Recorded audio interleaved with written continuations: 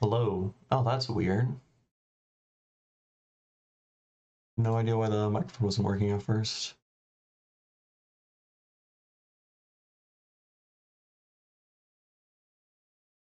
Hello. Okay. Brief technical difficulties. Hello. Okay. All right, fun. Okay, we are streaming. We're gonna make some sounds. Should be fun. So we're gonna start with Serum 2. Because Serum 2 is a hoot and a holler. Let's make sure everything looks weird. Okay, that's fine. Everything's fine. That can go there, and then we're gonna want spectrogram down in the corner as per usual. Yeah, that's cool. Okay. So something that I've been experimenting with is you just take a default saw wave patch, and then you chuck it into a granulator, and then you can like slow down the scan rate to like a little bit past.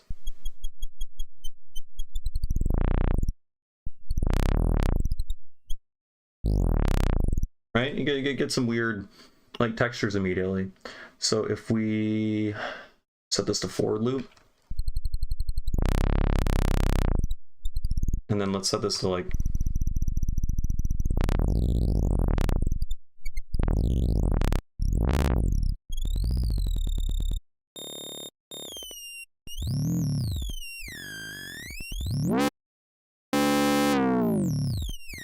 right, that's weird. Then let's set LFO size amount. Can I just chuck it there? Is that how that worked? Weird.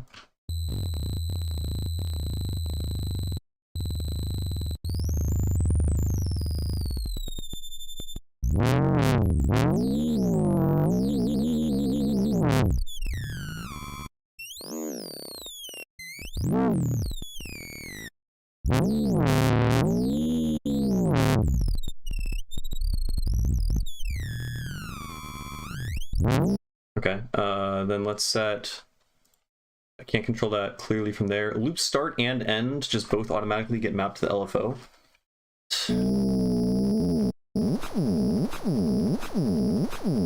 Okay. Ooh, fucking weird.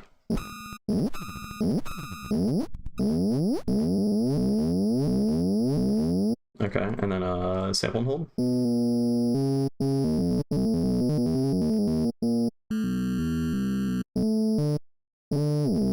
Okay, and then let's take another guy, and then this guy will go on scan.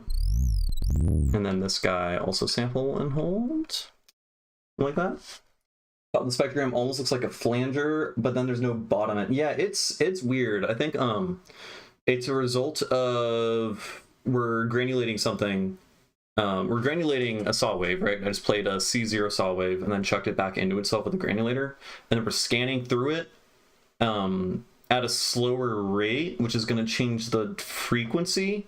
But also, since it's granulating, we're replaying grains, so the length of your grain length right now it's like 4 milliseconds, and 4 milliseconds is is that 200 hertz, 250 hertz, because 250 times 4 is 1,000. There's 1,000 milliseconds in a thing. I think that's how the math works. I don't know. So like I would expect, I don't know, I don't fucking know. Basically the granules are the size and length of the granulator thing, plus the scan and how it's going over it, and also the length itself of when the whole waveform repeats, all affects the pitch in kind of a complex different way.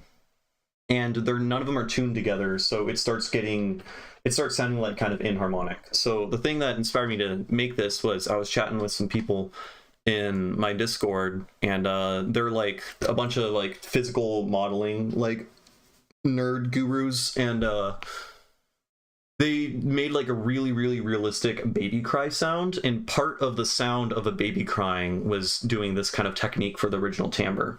And the reason why I believe that works well for the sound of a baby crying is I read this book, which it's actually over here. This book right fucking here. The Universal Sense. It's really good if you're interested in audio and acoustics and evolution in animals and just hearing in general. Just everything sound.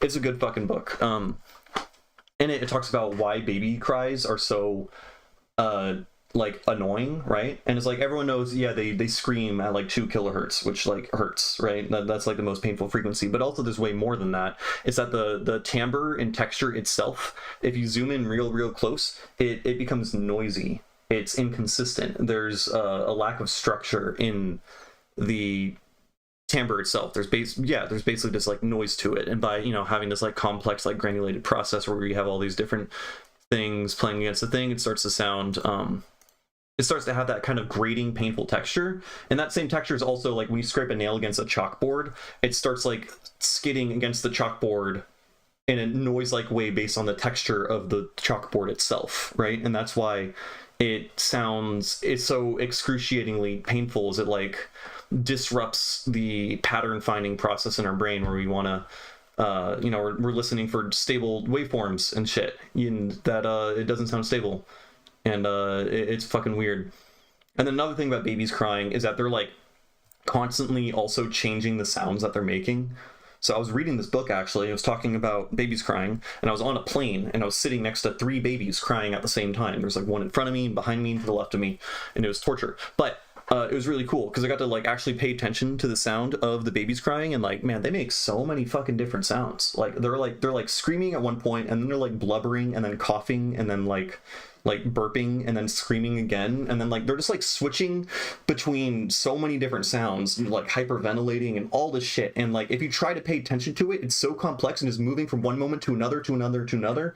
It's like listening to a song that it's like listening to like IDM that's like changing constantly. It's like overwhelming, you know?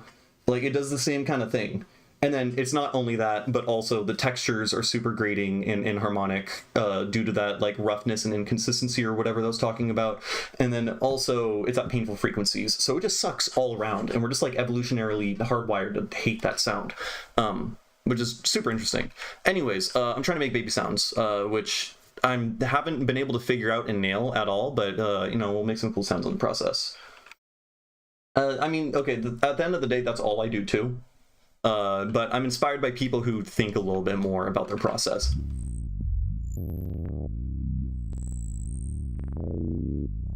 That's kind of cool.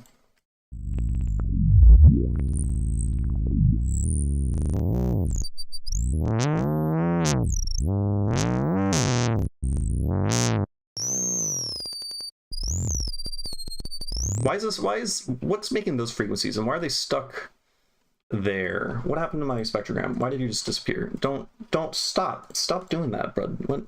Come on, pin to top. Okay, there we go. Oh, that's controlling the scan, the loop start.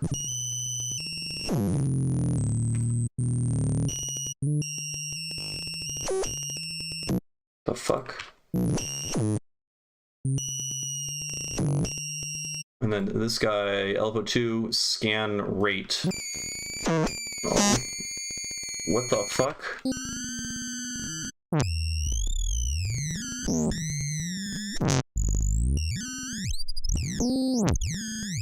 Okay. Then another thing you can do, let's make this formant filter, because you know, when babies scream, they have formants, right?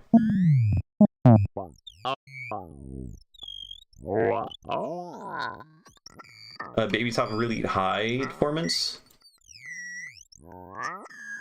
right? That sounds kind of baby-like. If you squint a little bit, you can like, that could be a baby. And then I think the next bit is you're gonna want to have and then let's take another sample and hold, and then let's put that on the rate of this guy. Here, so this last sample and hold.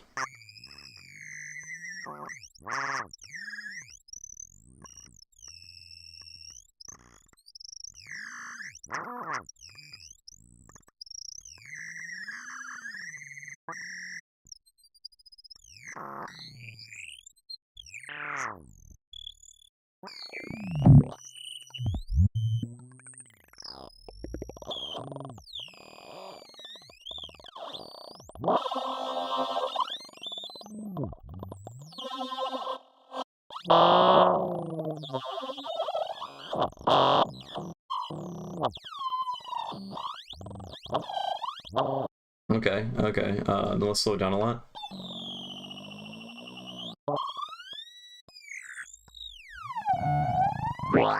Whoa.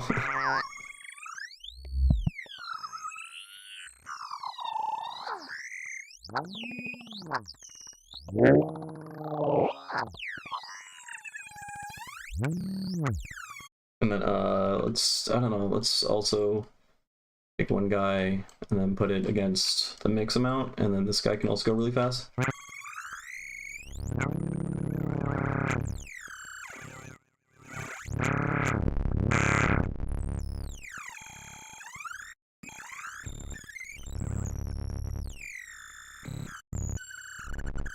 Oh, I forgot to mess with pitch also. Obviously we gotta fuck with pitch, right?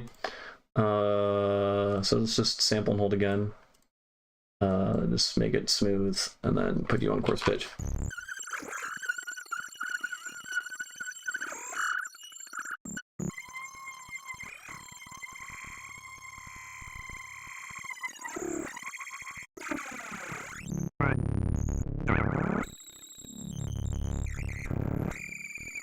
Okay, this is all terrible. It's falling apart really quickly.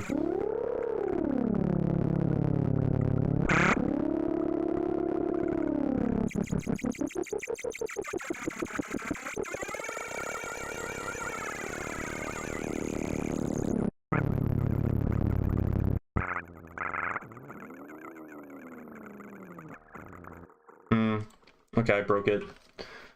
He's trying to tell us on level guy speak. Yeah. I think I'm kind of killed him though.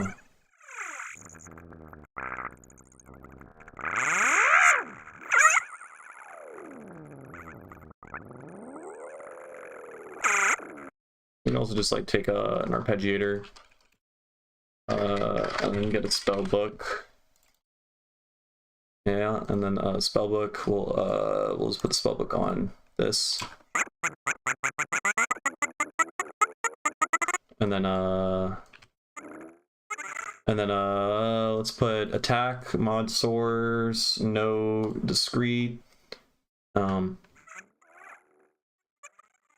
Except we're gonna want to change that, but let's also go no random discrete, and then let's make both of these small.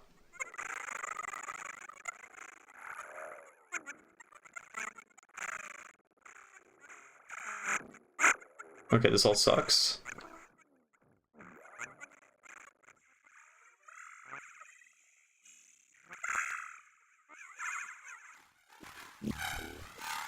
I broke it.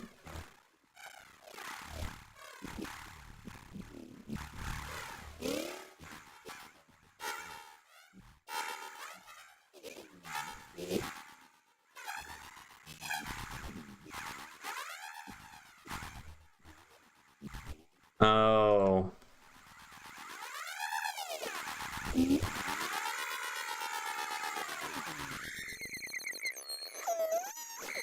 Okay, that sounded like it for a second.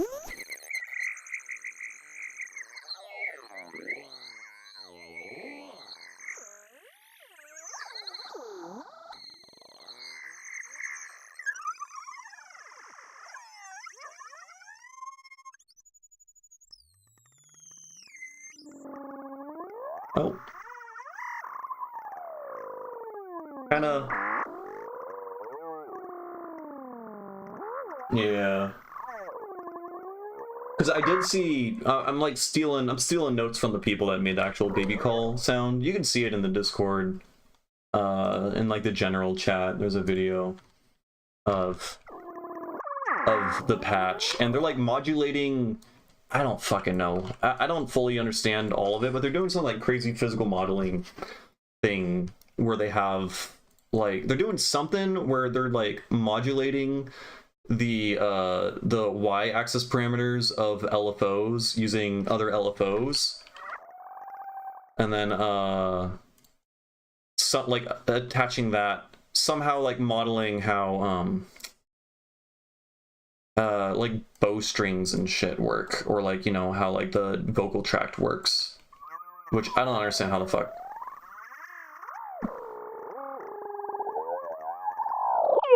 Oh shit.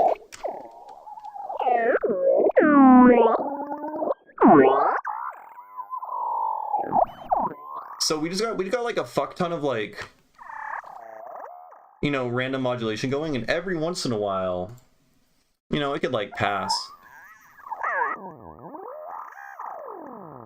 But the thing is, I'm being too random. I'm kind of slapping randomness on everything, so that every once in a while it hits it instead of being more deliberate, because I don't know what I'm doing, you know.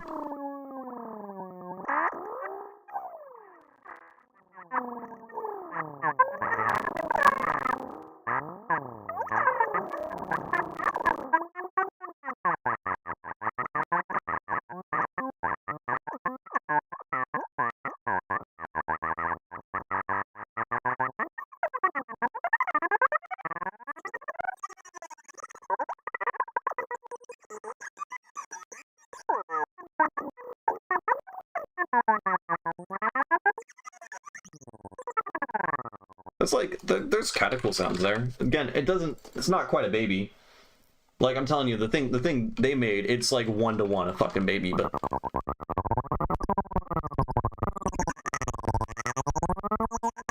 It does kind of got the little like babble.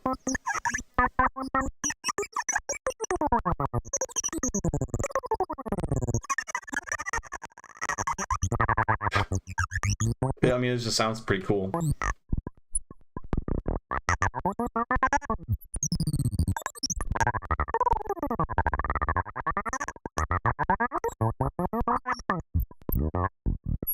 Ow. Ow. Jesus Christ.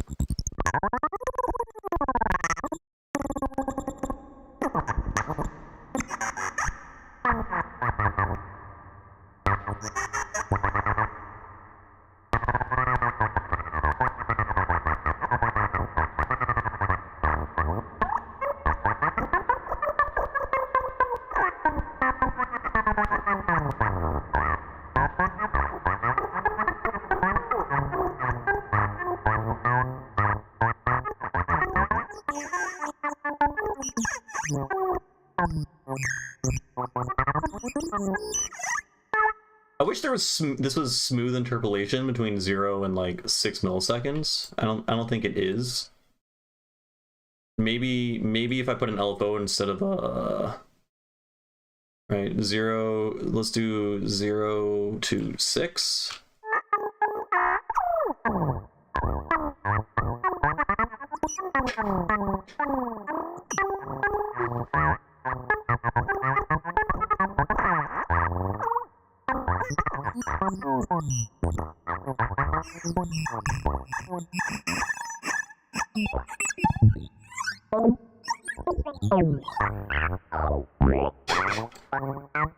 Okay, there we fucking go. Again, not a baby, but which whatever.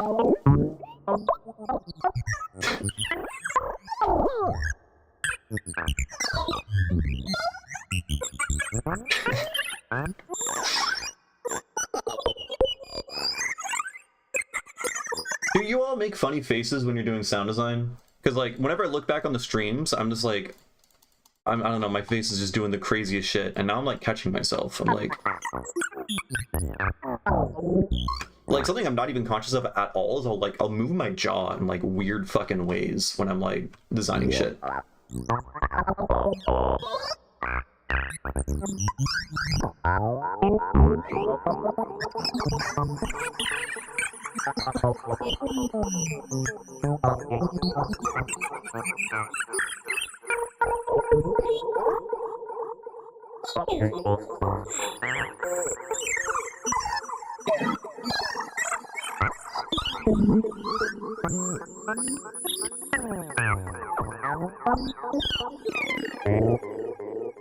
Now, let's get an echo, and then let's turn off the filter. Set it to just that. Then we put it on that.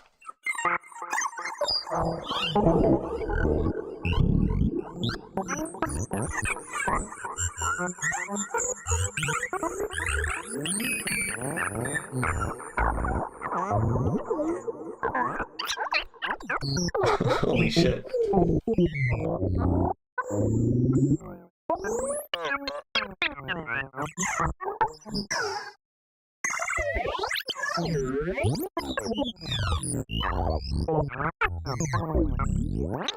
That shit's fucking nuts, dude.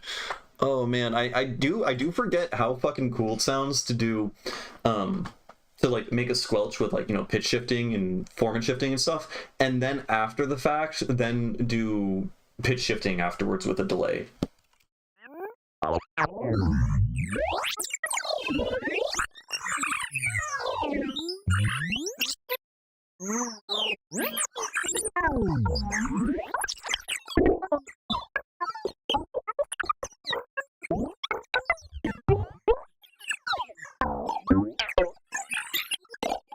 Okay, I gotta start recording shit. I don't know what the fuck I'm doing. Come on, let's turn it down a little bit. Over here. Come on. No, like that.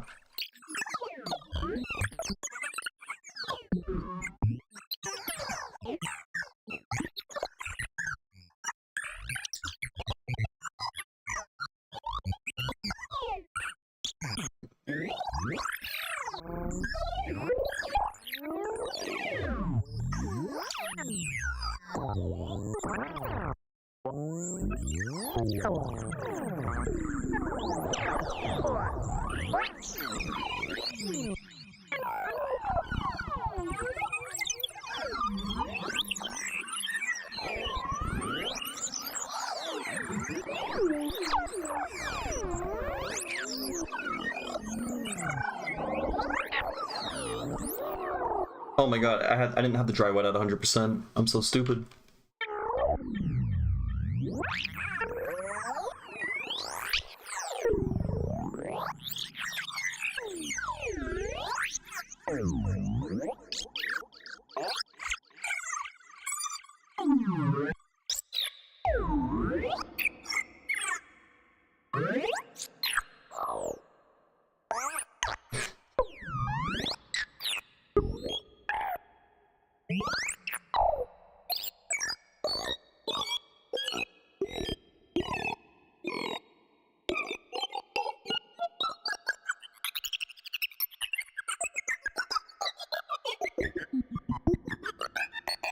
Okay, those are all, they're getting less cool. Now, what if we take a sine wave, and we mute that guy.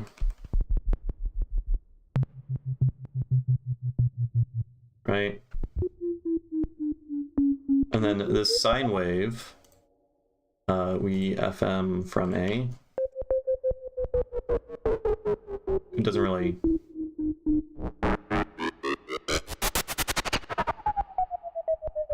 I was kind of expecting something cooler, considering how fucking crazy A is. But it's just kind of fucking lame. Amplitude modulation?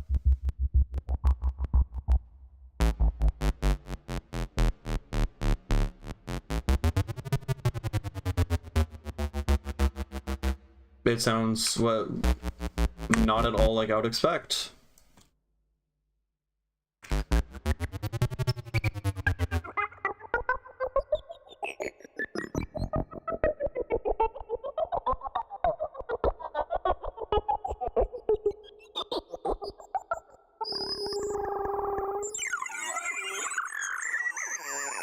Holy shit.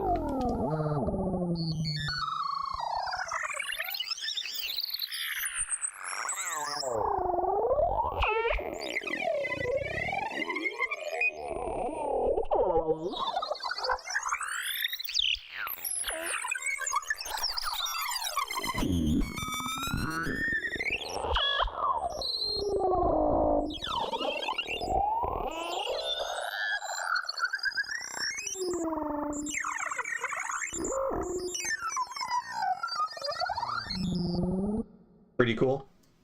I think that's pretty cool. Let's record again.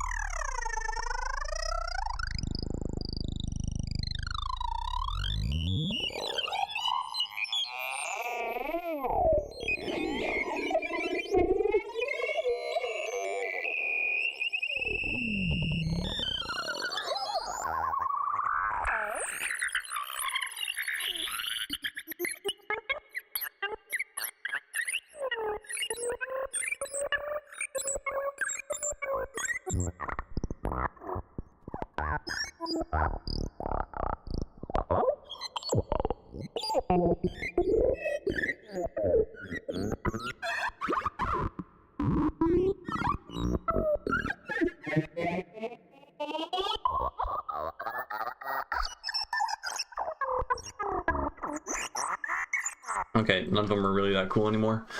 What else can we do? I still want to figure out a way to like do modulation, which I don't know. I was expecting it to sound fucking cooler, right?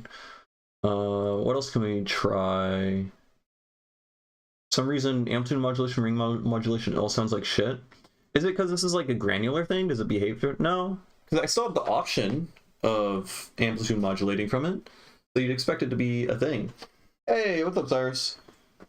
The unawakened real instrument players, when they meet the awakened knob tweakers attain enlightenment because the circle of life and death can only be broken with a Fourier transformation. Yeah, sure. You gotta find the complex roots of a polynomial, and then you'll figure everything out. Hey, what's up, Tilda? Well, everyone's tuning in. I was super motivated by our big old baby synthesis discussion yesterday, and I'm making weird shit.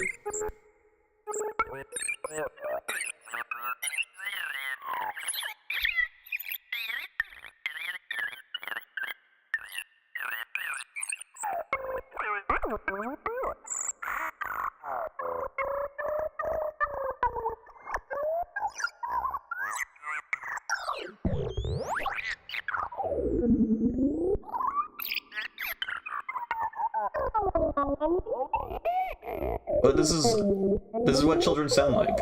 This is what I hear all the time.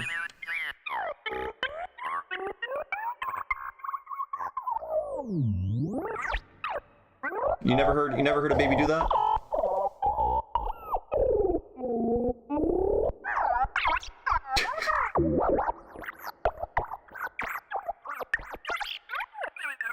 And then let's just try and wobble.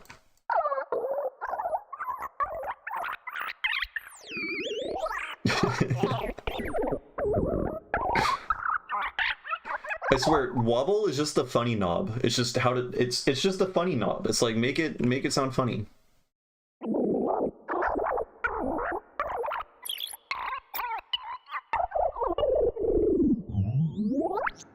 That was a good one.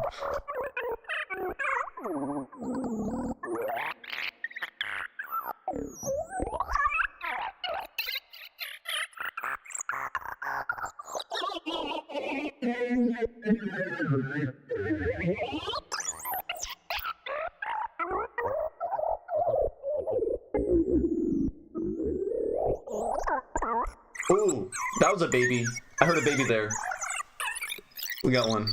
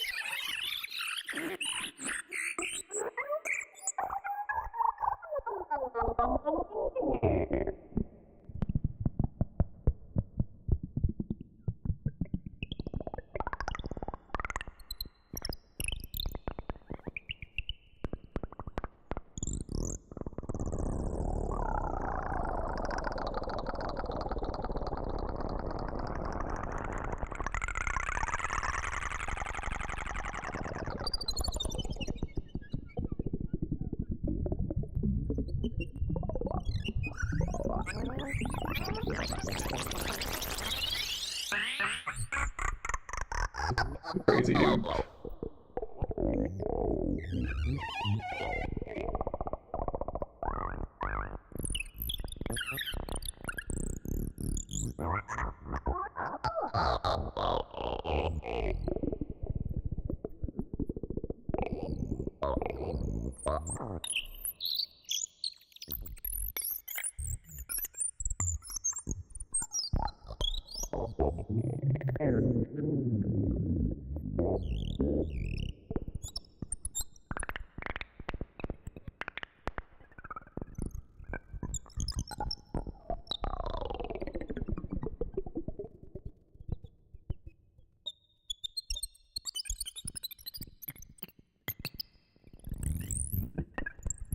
Okay, we got some like birds at the end or something.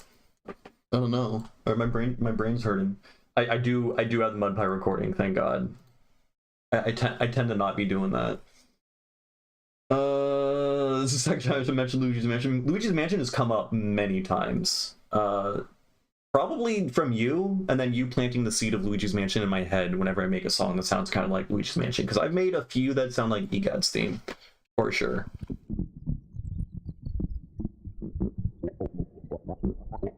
Oh, that's crazy. I'm not recording again. There you go.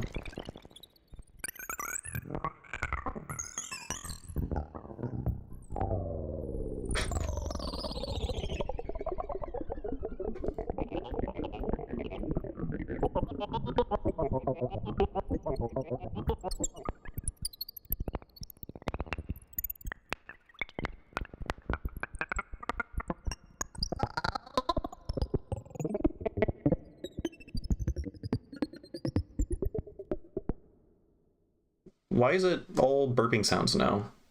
Why is it silent now? What did I do?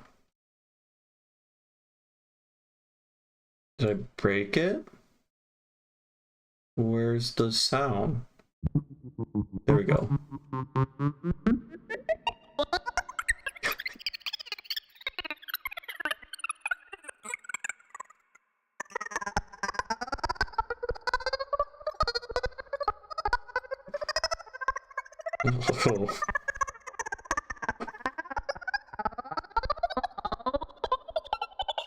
That would be the dream. Oh man.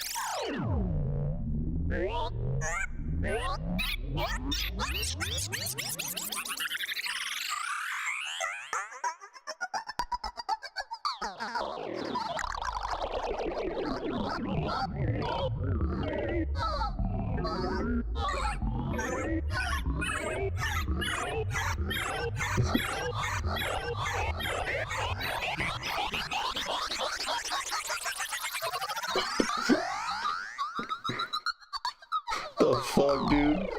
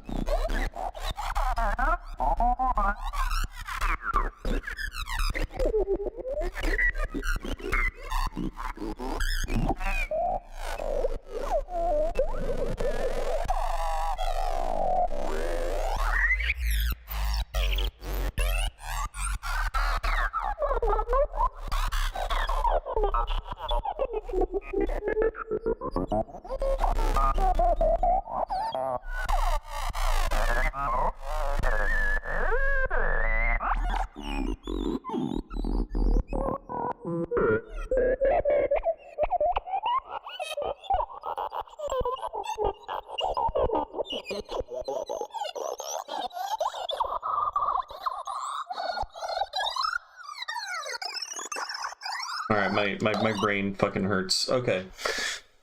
That's a lot of sounds. I don't want to look through them, but there's a lot of cool sounds there. Okay, how else can we improve the patch? So I started getting some cool stuff when I was amplitude modulating the crazy baby shit with a sine wave. I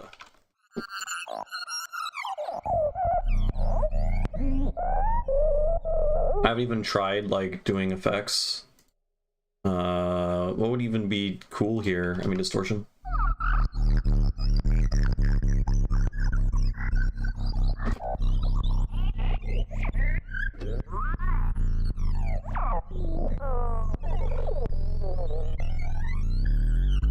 I mean, it's like funny, but like that's not, none of that is usable. Multiband.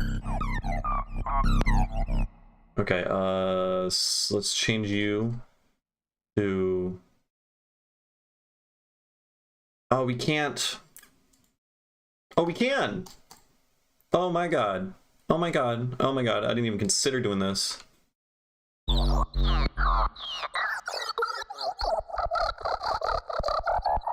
Hold on, hold on. Oh, wait, hold up. Okay, this is also got... Fuck, okay. What's controlling pitch? What is controlling this guy? Okay, you're also gonna control that.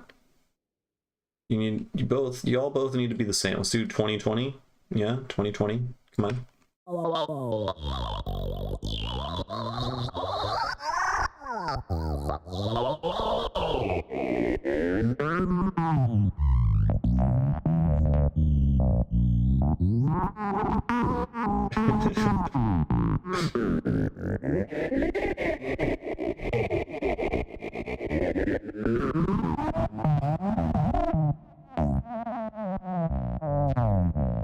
Okay.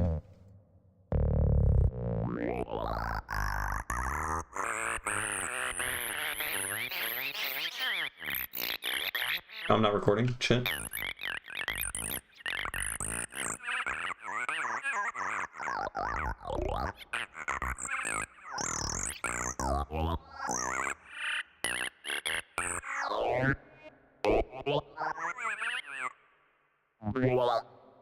Let's take harmonics multiple.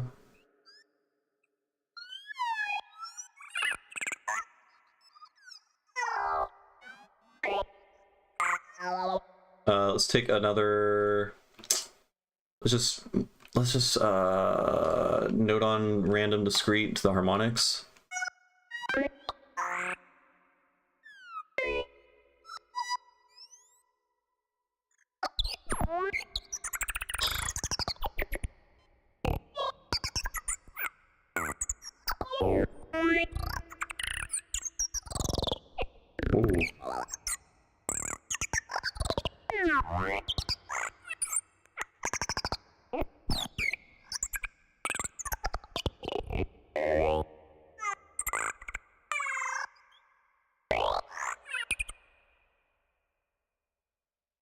Why isn't this playing?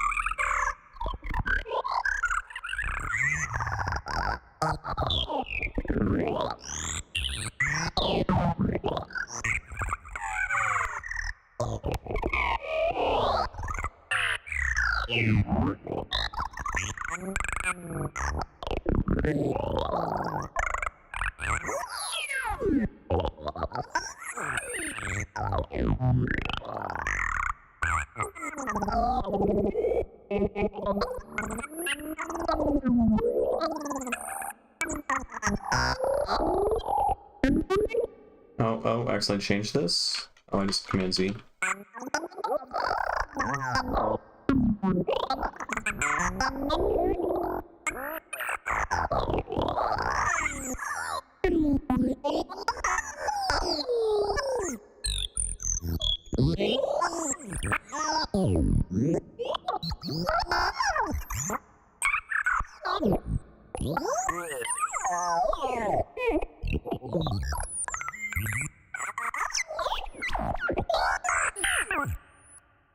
I don't know if these like still sound cool or if I'm just like, I think I'm burnt out on crazy baby sounds.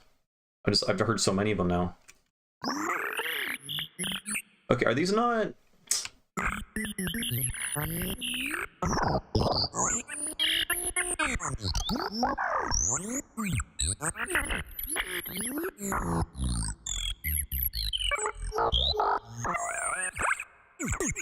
Ooh.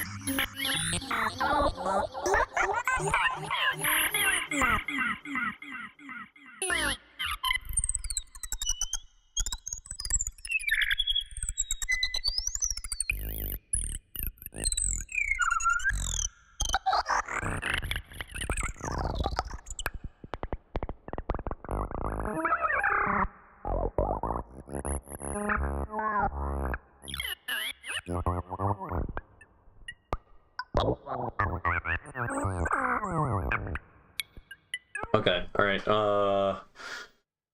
what do I do? What did I do? Oh, this thing. Let's make this less smooth.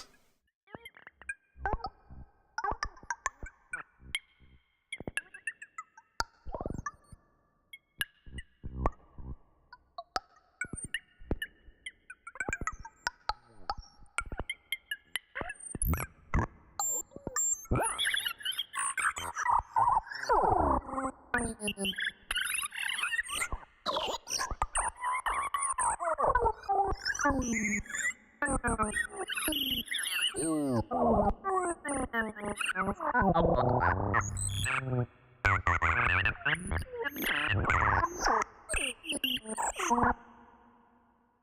just set this to constant.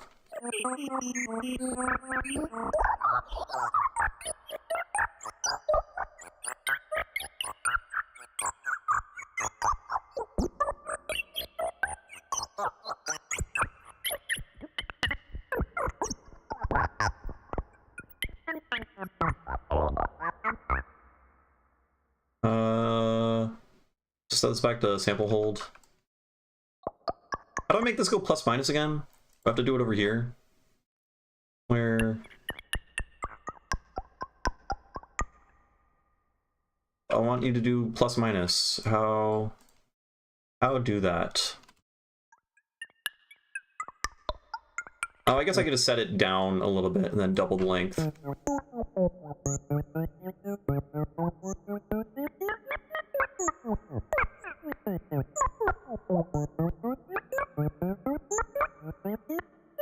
Why is the sample hold not working now?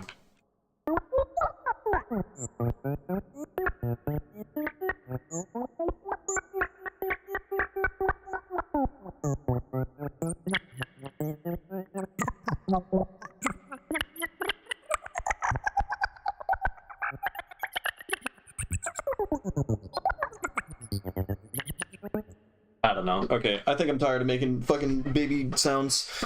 I think all these are shit, but there's a lot of cool stuff in here.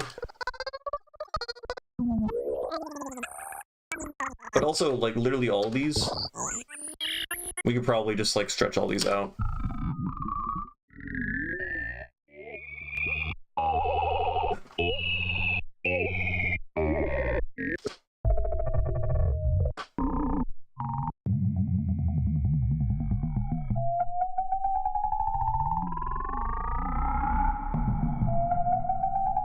Like, that's all fucking cool. Oof.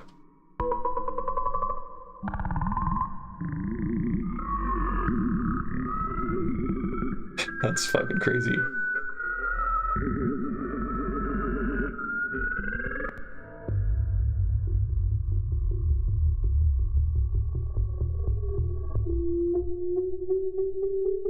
That's nuts, dude.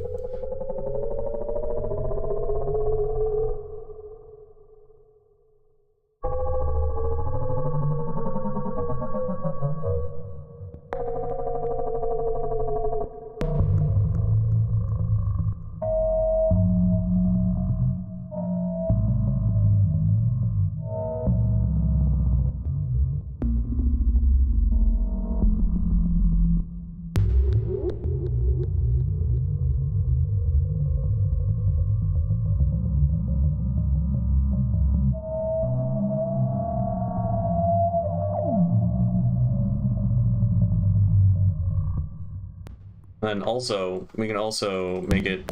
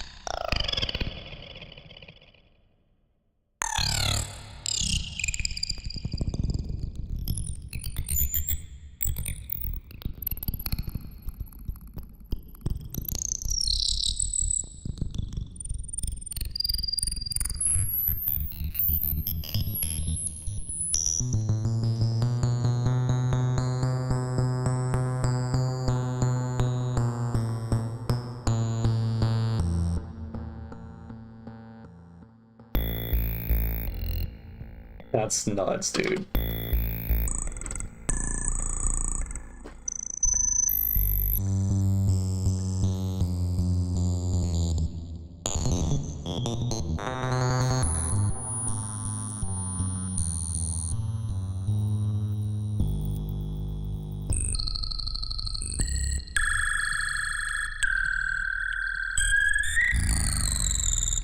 That's cool.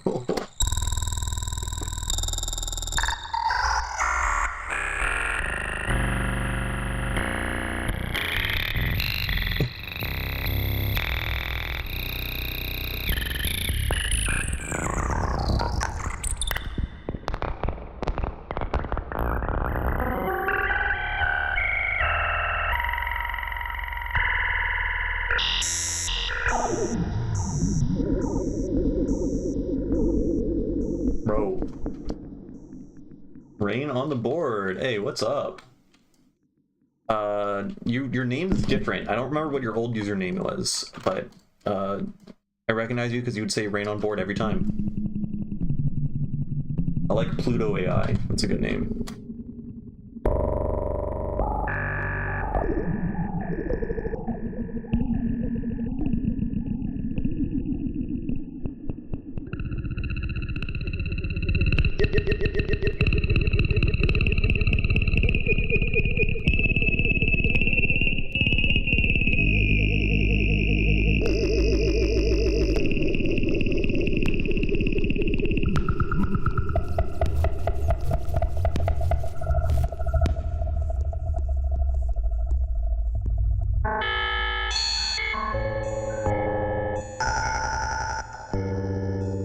We haven't even tried reversing it.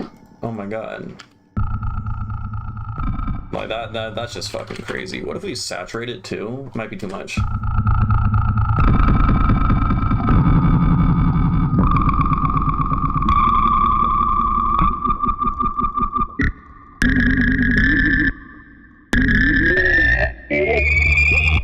Holy shit, dude.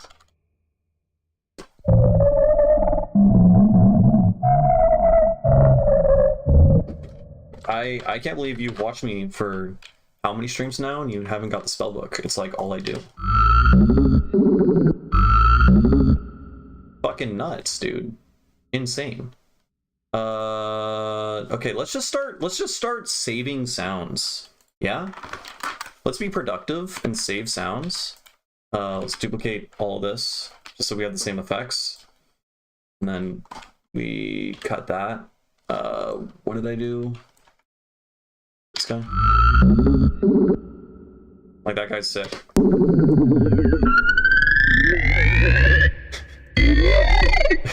It's fucking nuts, man.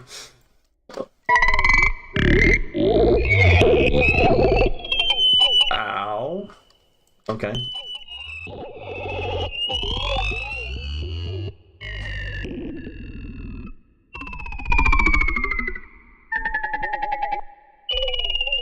Okay, I hear you.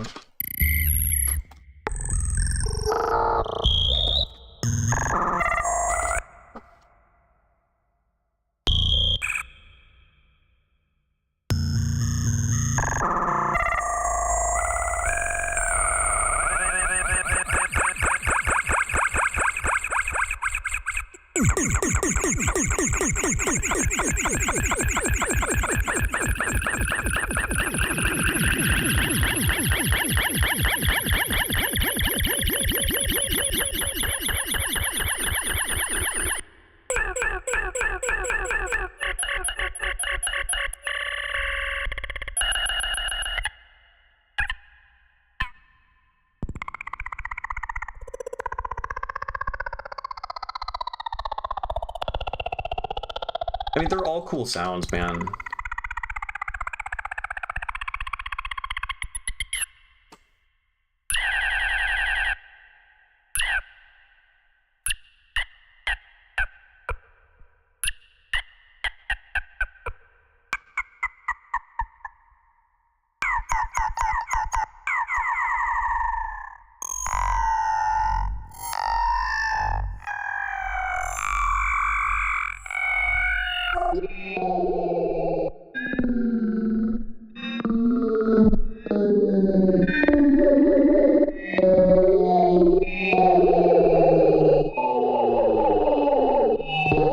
said oh whoa.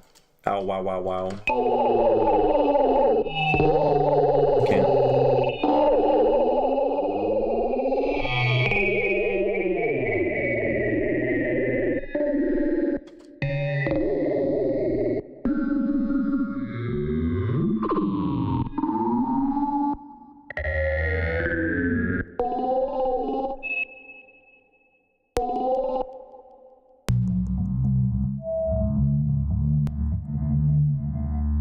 That's spooky as fuck.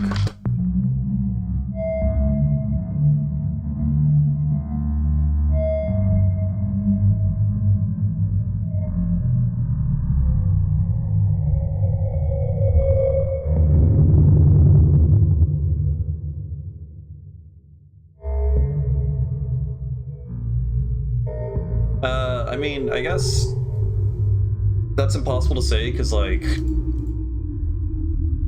sound is something that occurs in our brains anyways, you know? Like, it's impossible to know, I guess. It's like saying, what would this sound like if you were a bird? You know, like, the entire frequency spectrum you hear is completely different. You hear an entire different range. When they hear, like, a bird call, they're probably hearing some, like, they're interpreting it probably in some crazy way, like we're interpreting performance and stuff, yeah.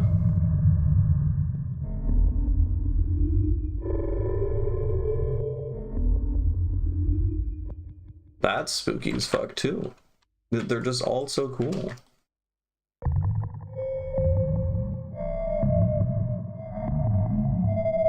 Yeah, that's just the power of fucking resampling, right? Like, that's what this was originally.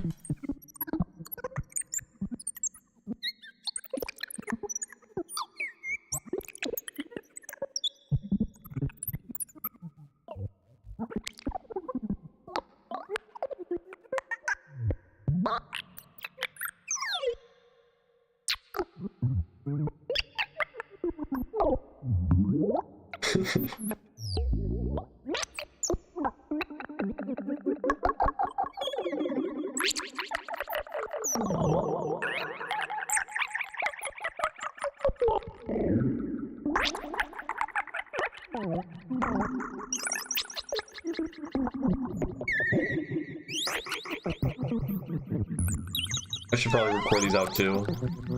God damn, I don't know, man. I've already recorded out. There's so much. There's so much. Like, bro.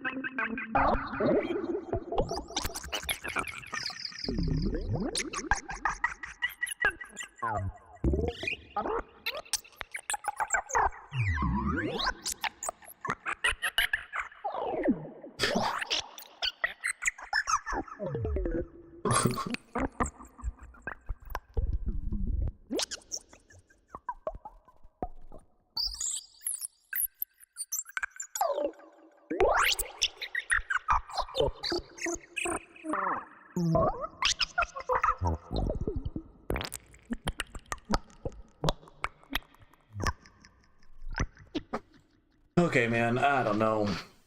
I don't know what the fuck's going on. I can only make sounds for so long, right? Like, we get it. I can make a bunch of sounds. End of story. Let's try to do something with them, maybe? Either, here, we'll try to make a beat or something. You said something about a breakbeat earlier, Cyrus? How long would it take to put together some kind of breakbeat that adapts to the rhythms that this thing is making? Probably not too long, because we just type in breakbeat up here, and then we go to samples, and then you'd expect me to have more breakbeat. That sounds like shit. No. They just all sound like shit. Okay.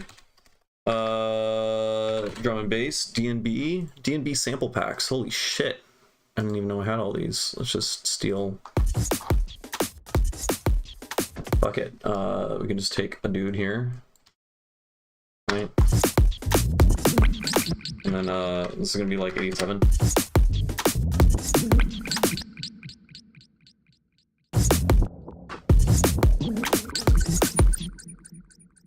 And this guy here.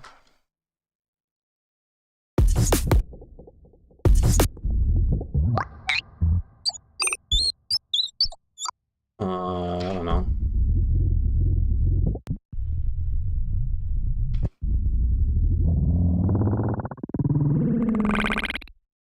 I'm still just having too much fun with sounds, man. Ooh, that guy. Oh, show.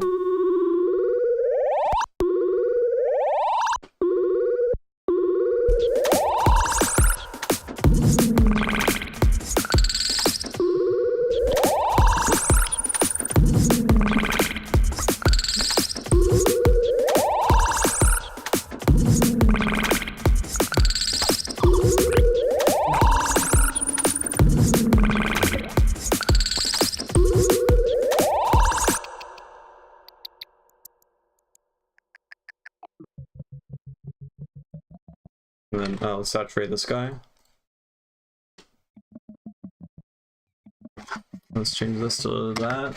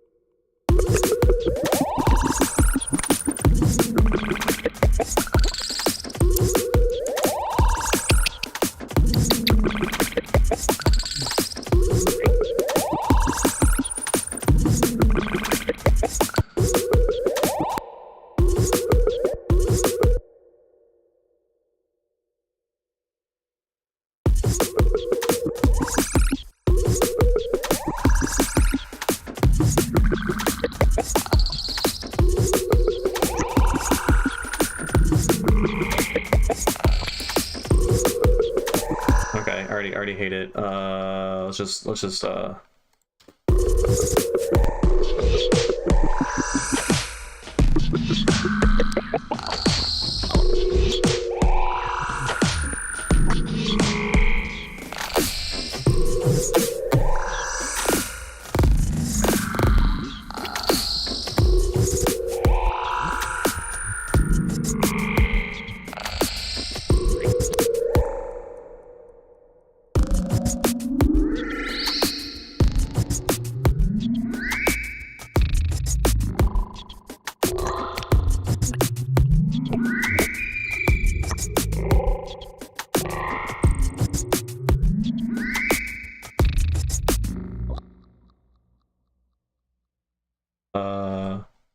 where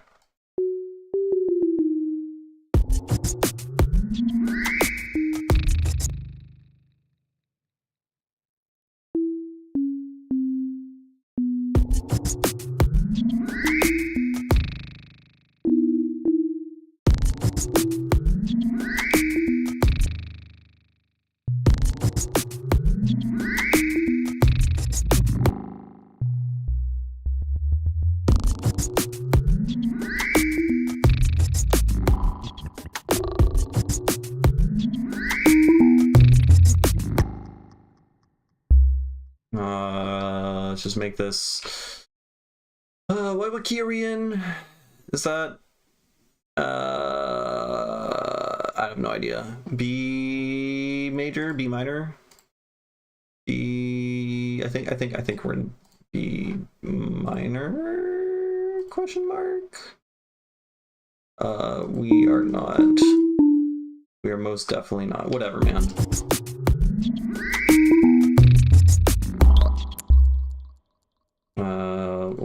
We'll just do.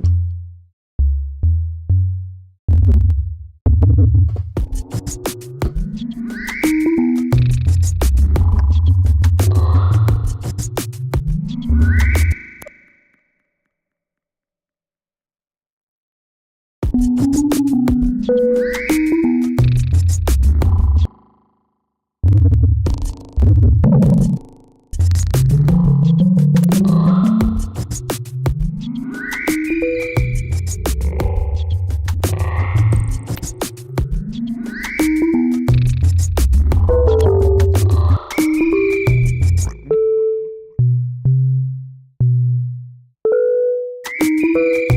what's up, Lucas?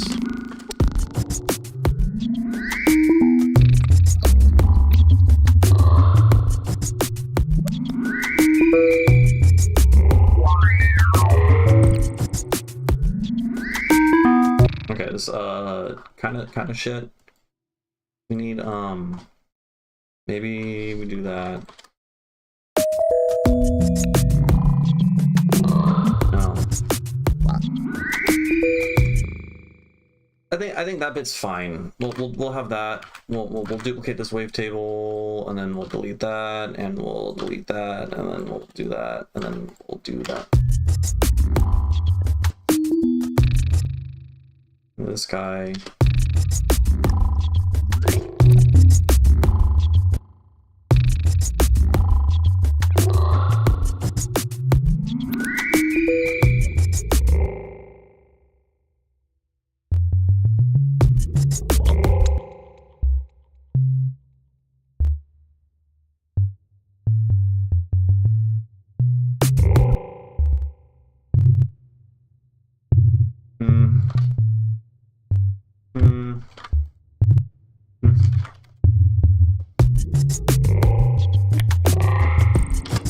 Much trying out more CPU efficient workflows. Oh yeah, don't come to me for advice on that.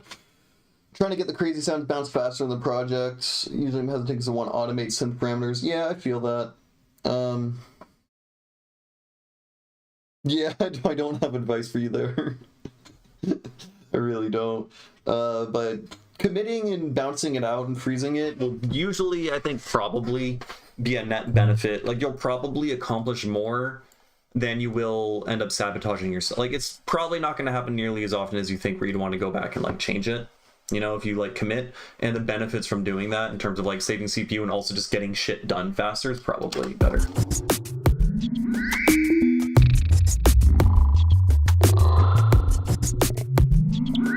Okay, let's I don't know, let's just steal drums from another project file, because I'm already getting bored. Tracks, drums. I need to steal more drums from different project files. That is what I need to do. These are good drums. These ones are good. Oh man. Oh, I should probably save this project file before it crashes and I lose the like 12 minutes of fucking scary baby sounds I made. Right, probably.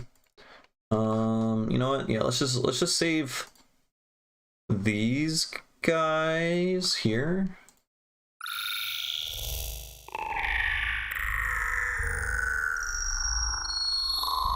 Here.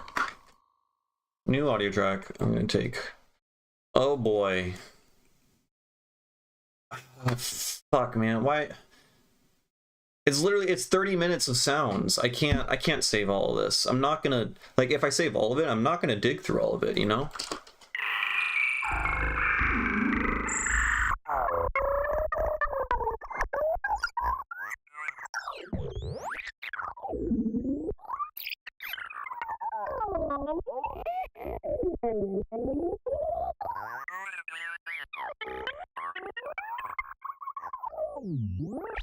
Well, it's only 30 minutes of sounds because I stretch it out a ton. All right, here. If we highlight everything and we unwarp everything, what do we got? What are we working with? How bad is it? It's pretty bad still. Oh, what? What are you? Why are you that long? Why are you 40 minutes long? Is that just all of them? Did I consolidate like? Oh, it's pitched down. Oh my god. Okay. Okay. All right. Everything go to normal pitch. Okay, that makes way more sense now. What are you? You're just a cut up version of like a previous thing, I think. Yeah, you're that one. So we're just gonna delete you. You're also that one. Okay. I'm just a silly Billy, and I stretched everything out and then scared myself. Gave myself a jump scare. It happens. Let's take that. That's this. This isn't the same thing, right?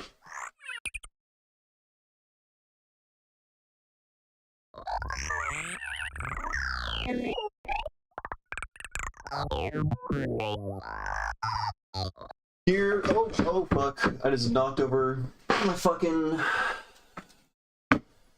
audio interface. That's annoying. Looks like nothing happened. I mean, oh, and my camera got fucked up. Lovely. My microphone is still working. Can I still hear everything? All right, everything's fine. Okay, what do you say? Here's an AI assisted software idea. Make listen to 30 minutes of mud pies, recognize it in similar patterns. Ooh, that would be so fucking useful, actually. And that definitely sounds like something that's absolutely doable.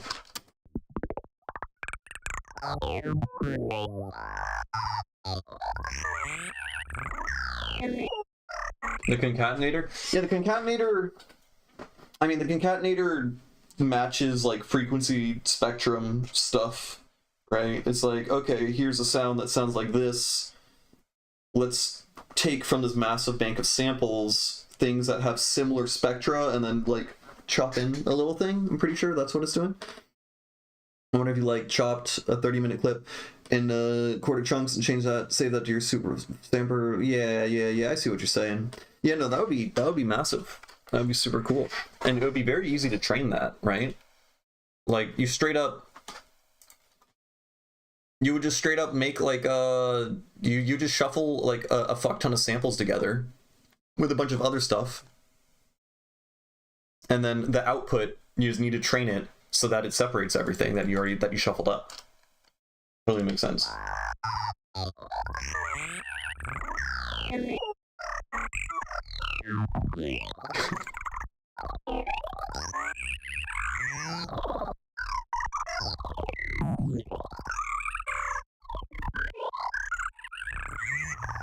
Okay, yeah, that's one.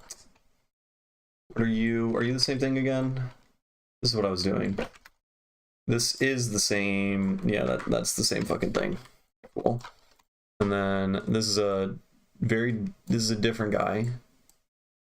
And then this guy is a third one. And then what are you? You're another one. Oh boy. This is everyone's favorite part of the stream where I figure this shit out. Wait, is this the same thing? Yeah, that's the same thing. That is the same thing. Okay, whatever. All right. I'm just gonna save this into four different things. This is what we're doing. Let's just turn off our limiter in case that fucks with the sound. Let's make sure everything is off. We're being productive. And then I will wait, how long is this whole thing? It's still like 30 minutes long. Yeah, no. That ain't happening. And then we go to Paleac samples. I need to actually like organize shit. I just have everything kind of just chucked into here. Okay, I was gonna call it Scary Baby, but I don't know if that's the yeah. No. What do I call all these sounds? Here, let me look back in the chat. See if anyone used a funny word. Not really. We talked about wobbles. Exon called it a yapper pack. Okay. Yapper 1, sequel to Boss Baby. Yeah. Alright, that's Yapper number 1. I'm gonna use the bathroom. Oh, this is gonna take so long. No! Wait, hold on. Let's delete. Let's just delete fucking everything, right? Delete all of that.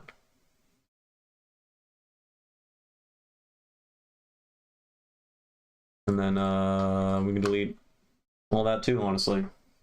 Still talking about scare. Yeah, no, I'm gonna save all these sounds and I'm gonna move on to actually working on music and being more productive. Yeah. Yapping babbies. Okay. Yeah, now it's happening faster. Alright, I'm gonna use the bathroom real quick.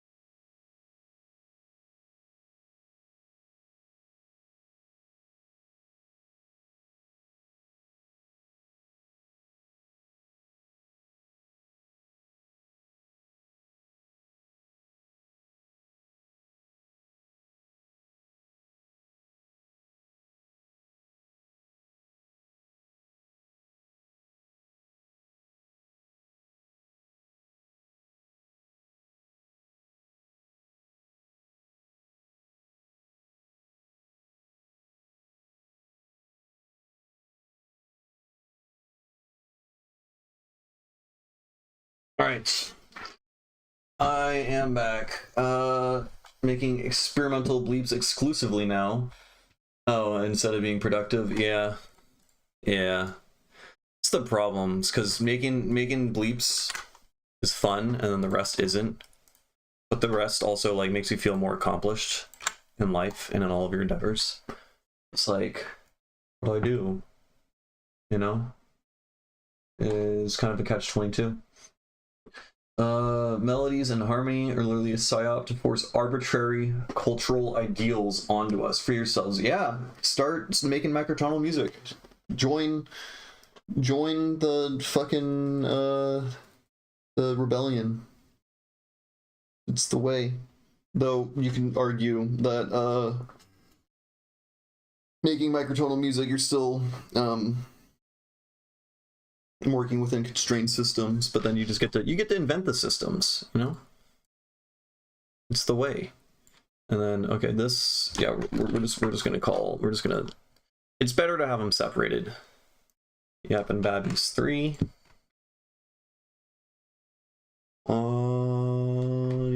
Yeah, no, this is what we're doing. My camera, no, it looks fine. Oh, the stream I'm looking at is offset? No, the camera looks fucking weird. I don't know, man. I don't know what's going on. Okay. While this is exporting, let's think about what I am gonna work on next. That I did that. I don't know if I'm ever gonna multi-stream on Twitch. I probably should, but I'm too fucking lazy. Okay, that's all old. This is also old. Oh yeah, let's work on this song for a little bit. Right after I export you. Oh boy, productivity. Isn't this super engaging? We get to stare at exporting loading bars. Yeah.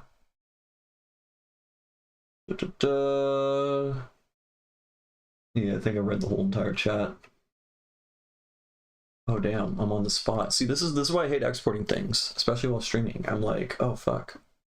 It's just me now. I can't play scary baby sounds to entertain the chat. We're all just kinda hanging out. Like in an elevator ride. You're like, well, just me and you. It's like when you're hanging out, like you have a friend and then your friend's other friend Like, you're hanging out with two people, and you're both mutual friends of one person, and that one person leaves for a little bit, you know? The mutual friend in this case is the music, and then otherwise we're stuck in a very awkward conversation. Okay, what the fuck am I talking about? Let's go to the one that I was talking about. I don't know where it is. This guy. This guy's pretty good. Oh wait, let's also save Demon Baby Serum Patch. And then we're also going to save this. Yeah. There we go. There we go. Okay. Okay. We've accomplished all of our dreams. I lost it. Oh god. Hate it here. Okay. Do not save. Get the fuck out of here.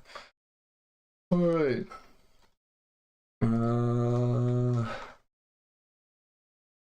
It's that thing I was just talking about. Oh, I know what I can do. I need to figure out a macro on my OBS to fuck with the noise gate. It's like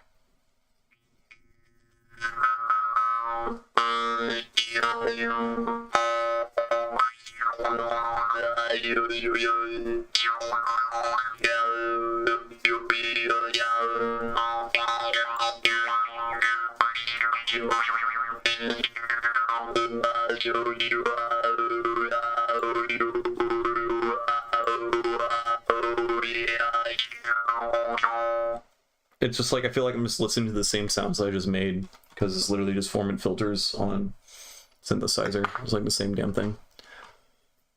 Okay, we're here. I can shut up now.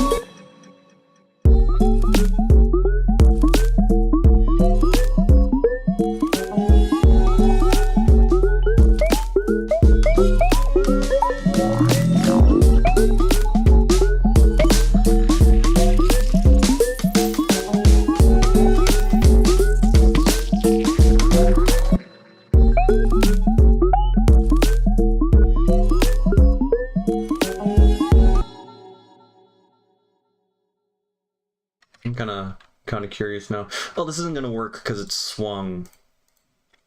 It's gonna try to take a square wave, and then how am I gonna do this? There's probably an easier way to do this within. Well, I'm using the LFO already. I'm using everything pretty much, so I don't think I can. We'll set this to -12, and then this to 0. Let me put the square wave on that.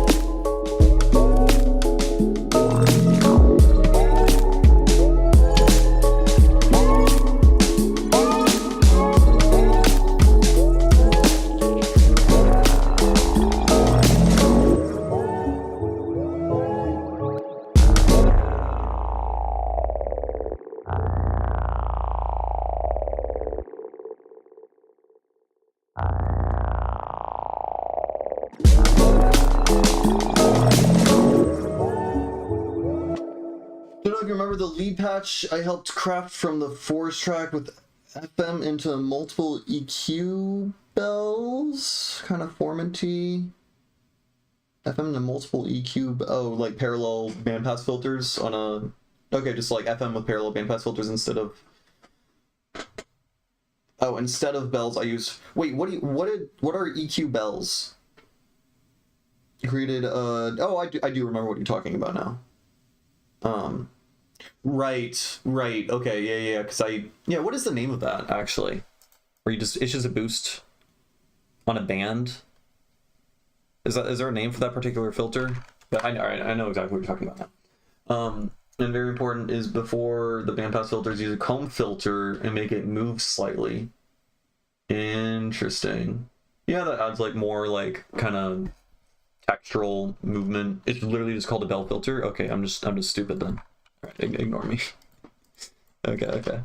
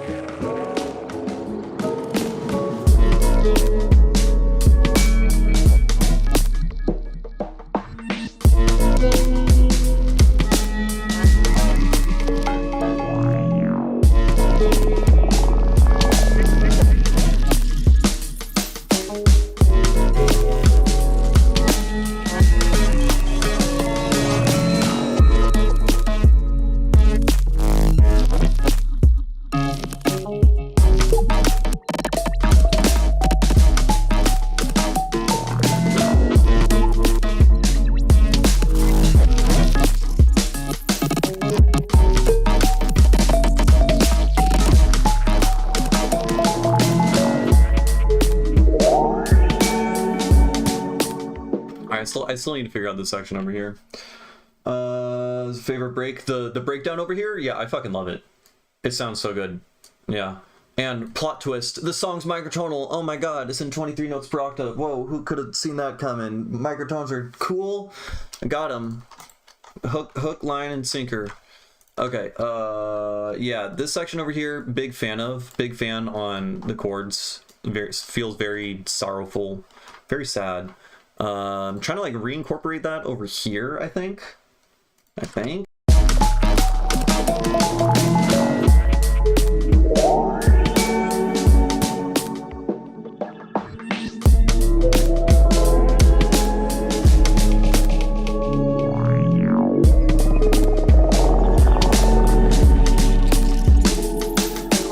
Like right now it's just pads and stuff, which is a cool vibe in of itself, but I think for it to go from these like really staccato, super harsh, breakbeat synth stuff straight into just pads, it doesn't really work. Unless maybe I have like something like strong on the downbeat. There should be a big formaty synth dude somewhere. I think, fuck. It used to be in an older version of the song, and I don't fucking know, man. I don't know. What are you? Okay, not useful at all.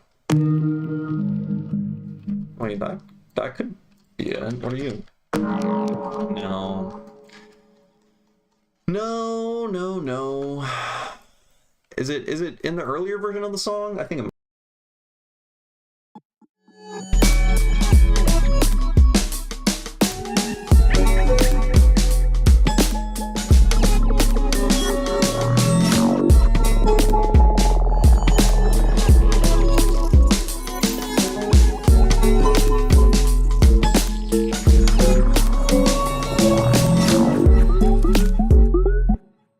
I can't find this fucking sound. The project file is too fucking chaotic, man. There's too much shit going on. Isn't it you? Wait, is it you? No. I don't remember where I put the goddamn sounds, man. What the heck? Oh, Oh shit, I think this.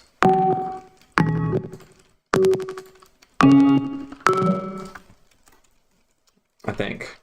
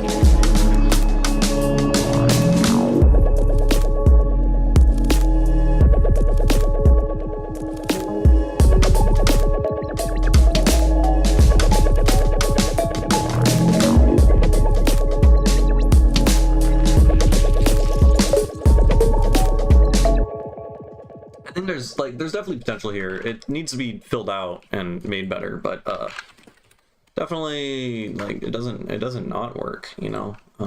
Let's filter these guys in. Something like that.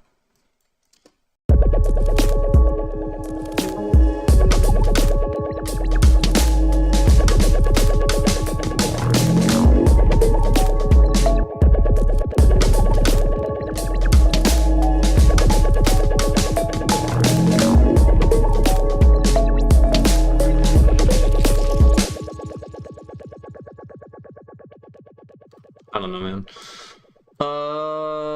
Okay, let's just focus on one section at a time and make this transition properly work. So like on this downbeat over here.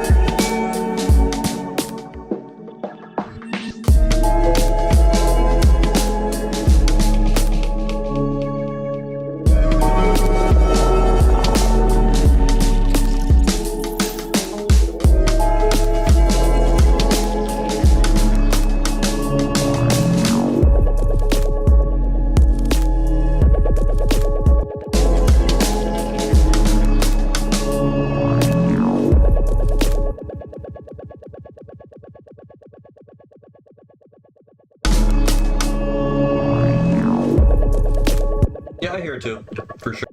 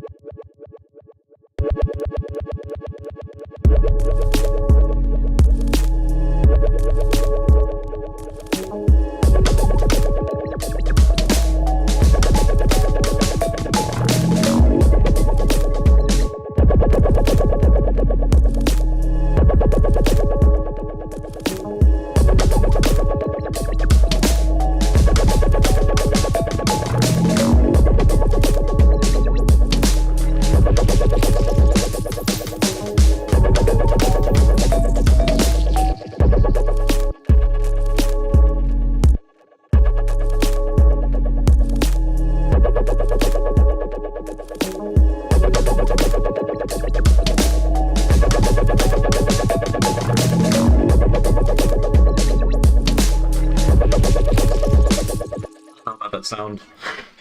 It needs more layers. We need more shit going on. You know what? Let's see if we can put some of the yappers that we just made and chuck that in here. I need to stop exporting both MP3s and WAV files when I'm making samples. It's like just just a waste of fucking storage, right? My room is too red now. It is weird because the light isn't even fucking that red, but that is what it is. Alright, there we go. There we go. Just gonna take that. What if we just put that there? No.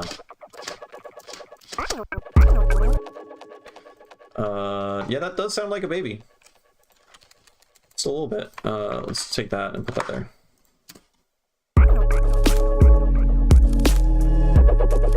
Let's just do that.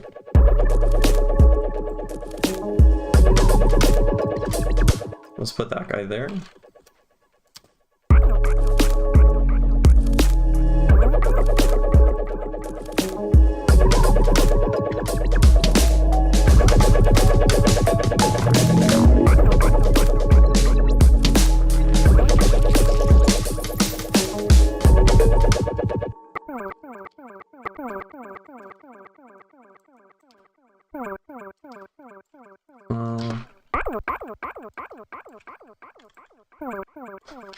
That's not gonna. What if we just check that? And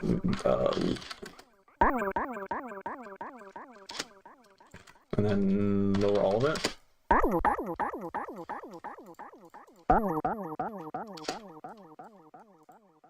I want that one to go up like a question mark.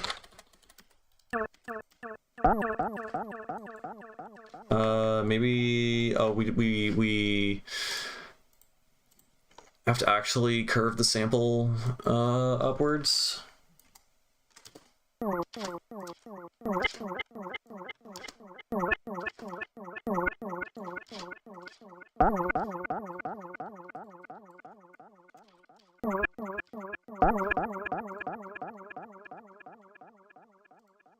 And then this guy also.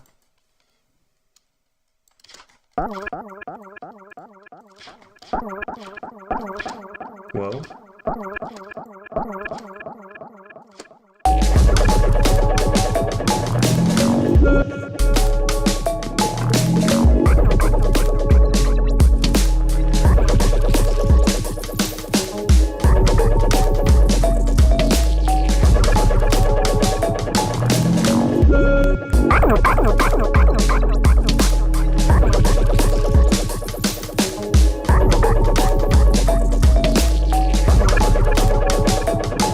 Can't even fucking hear that. It's kind of, I don't know. There's something there. It's just kind of boring relative to everything else, because like the whole song's kind of like crazy, balls to the wall, sounds here, sounds here, sounds there, sounds there, and then over here it just turns into this really progressive forward moving motion, which that's also nice because, you know, like there's disparity in different sections, right? It evolves and changes and isn't just the same kind of intensity, I suppose, the whole time. I don't know. Here, let's go back. Let's fucking go all the way back.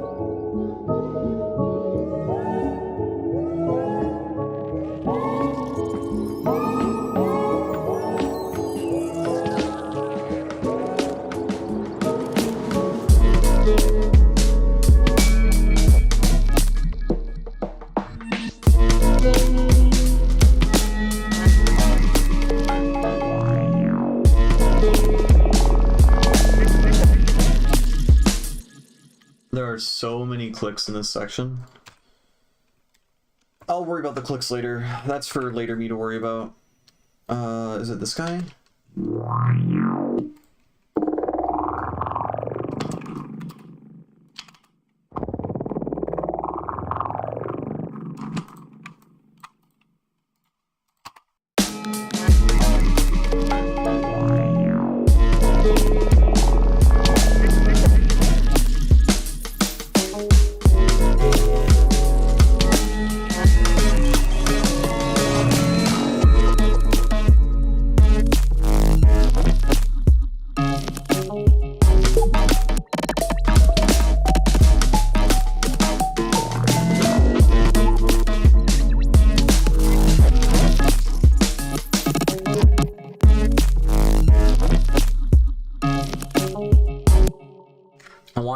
This element feels too sudden because like it's off the grid, right? In a weird spot. So we're just gonna make a reverse reverb tail just for this one dude. Which I wish there's like a faster way to do this, you know? Let's just get this max reverb, U input from the reverb send, solo this, record this.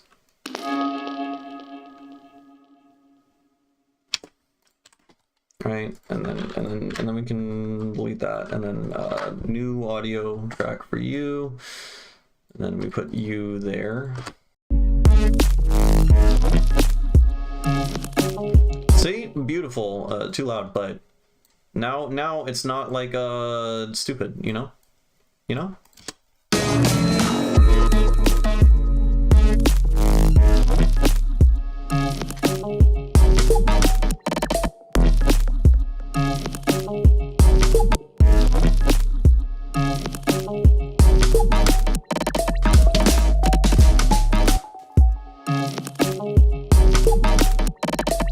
And then we can also pan it.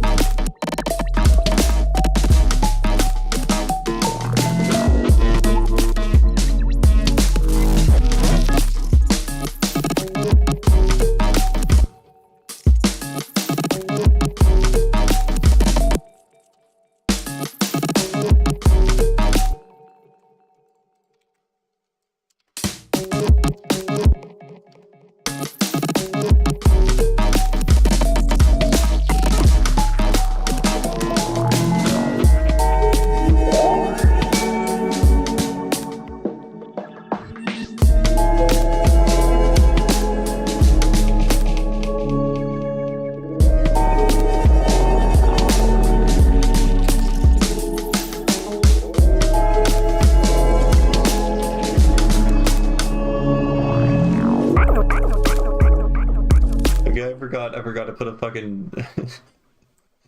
I mean, maybe this could work, but it's gotta be turned way down.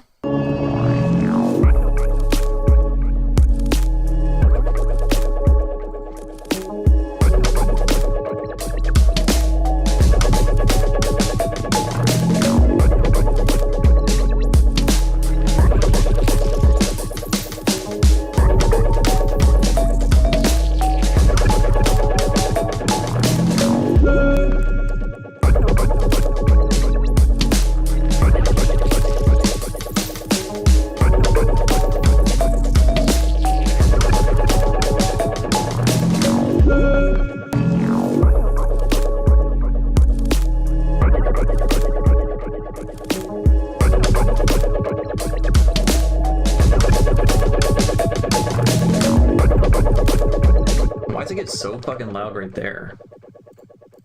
I'm not... What's going on? Am I automating anything else? It's just the same thing. It gets way louder right there. It's got to be a mastering chain issue, probably. I don't know. Also, I don't think any of this really works, honestly. I don't know. This whole switch up here, Wait, there's a big filter opening up with a high resonance here. I don't know where it is. Like we need to take that off. That needs to go away. Is it? Oh, it's this. Okay, let's just a little bit less. That's better.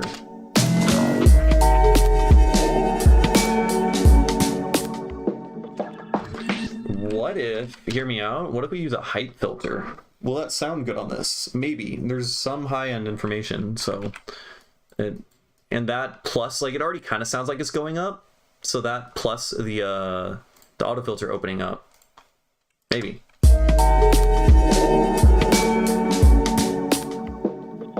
I didn't hear shit, honestly.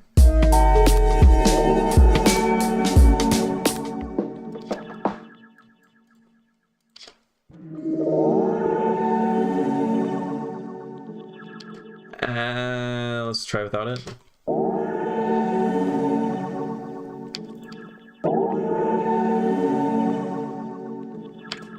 I think I'm just placeboing myself. I don't know if I can really hear it. Let's give it erosion beforehand, just to verify it's like sounding like.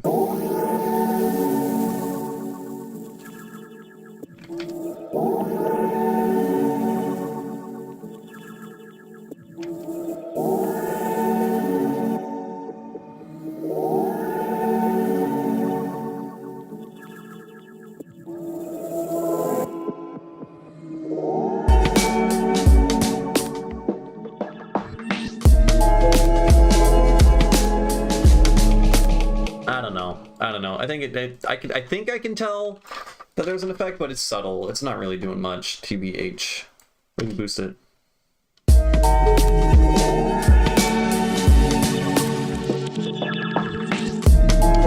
Kinda.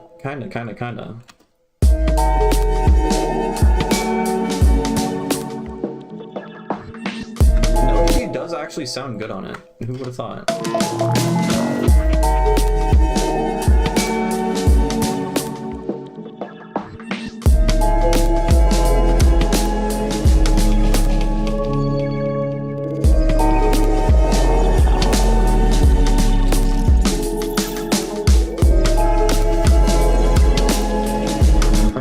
Is the oh, it's this guy. Yeah, I don't think this guy's really helpful, honestly.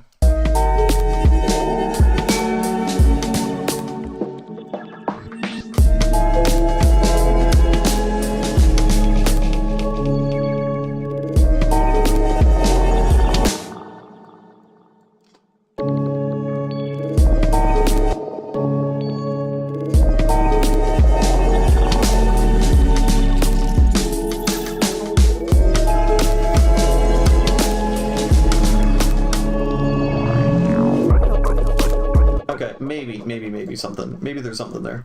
Then let's go back to the height filter. Honestly, what if we do that each time?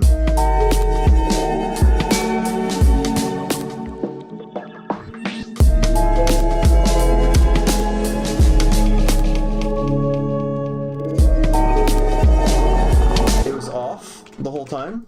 Beautiful. I'm placeboing myself. I don't even know. Yeah, I don't know.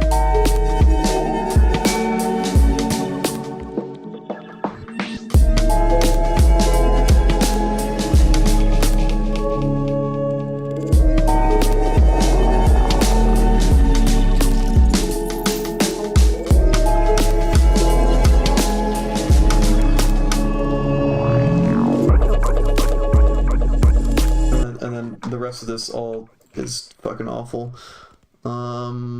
Where you turn off, you shut up there, and then you shut up there, and let's take you and let's also put you on the flutes over here, or just this entire group, I think. Yeah.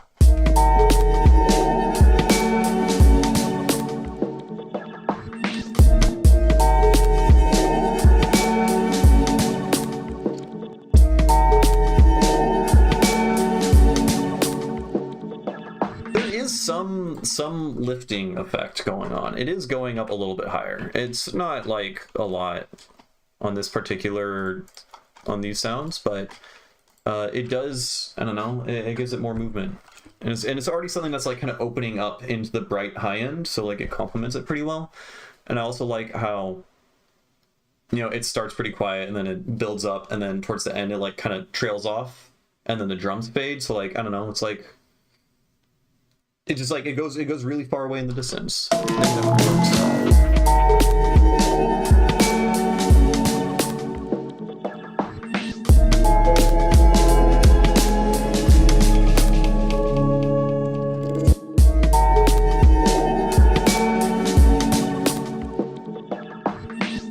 Except now it's like fucking, oh, I'm going crazy. I should probably take a break, switch to a different song.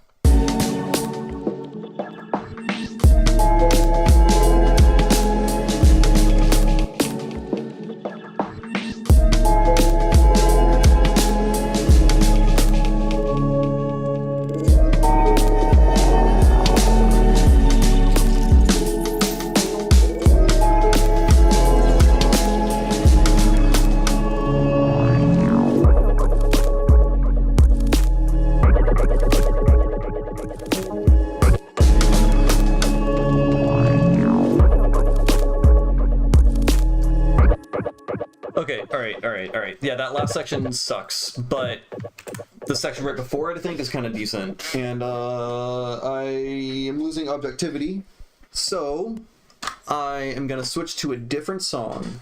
Oh boy, let's do this guy, because we're making good progress. And then I'm gonna eat a snack. I deserve it. Did I not turn on? Is my noise gate been off this whole time? I think it's been off this whole time. Oh, I'm so stupid. I'm so dumb. Man, when will I figure out streaming? Never. It's been like almost 2 years, and I'm still fucking up. Alright, I'll be back in a minute.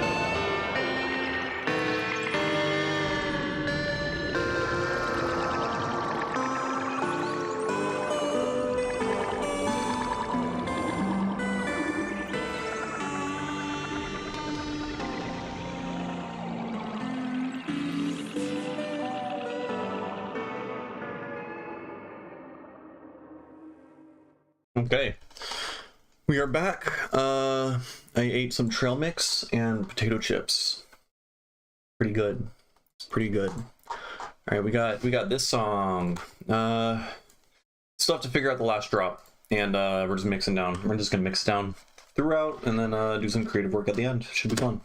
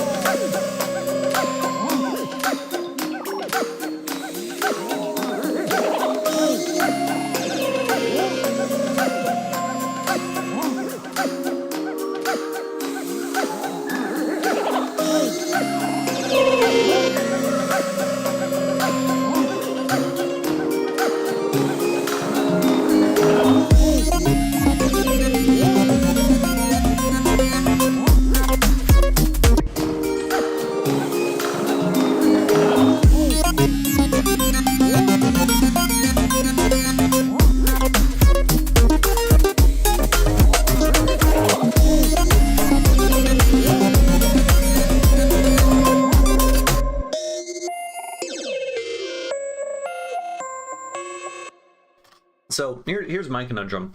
There's a lot of shit happening all at once. We have three things. We got this melody, right? That guy, real pretty. Then we got chords playing at the same time, right? That's playing at the same time. So there's those two layers, and then there's also the clusterfuck that is this guy.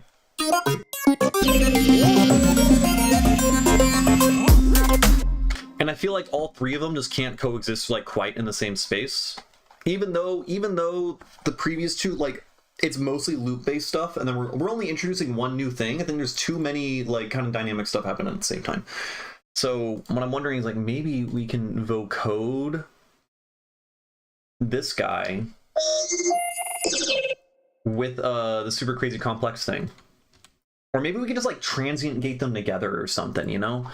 That could work possibly, maybe somewhat.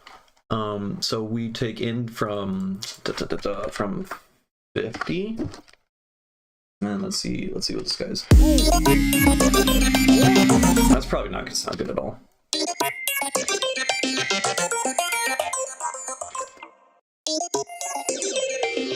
course it's not. It's just gonna sound like the other thing. What am I fucking thinking?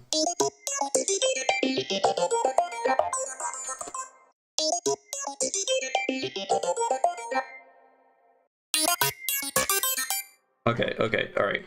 Other solution. We're gonna inverse sidechain them. So we're gonna take a compressor, put it in a group. We're gonna sidechain from 50. And then we are going to place a inverted polarity utility. And we're gonna sidechain it with a fast attack and release.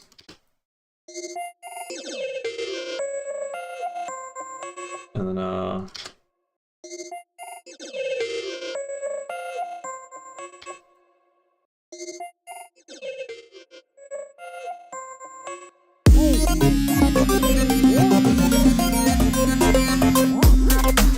think it kind of works.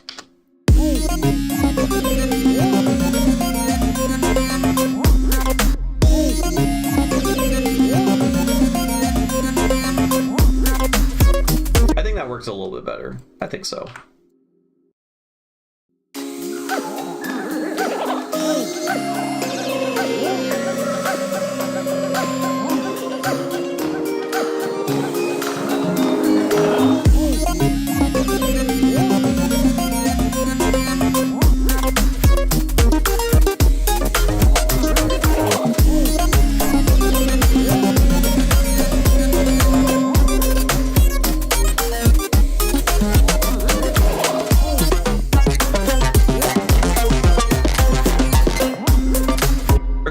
Too. It does sound dope. It does, but it's like super distorted, which it's just kind of surprising. It's a little out of left field compared to literally everything else on the track, so maybe less of that.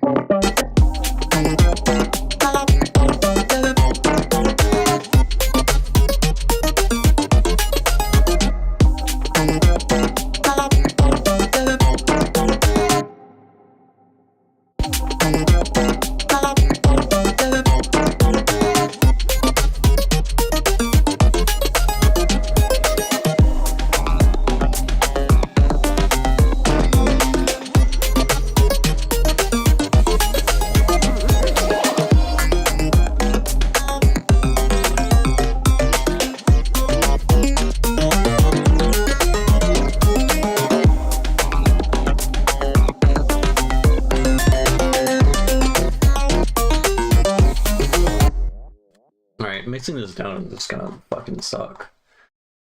Because these are all just like, all these sounds are just, they're shifted down a bunch of octaves. And we also got this auto filter with the envelope on.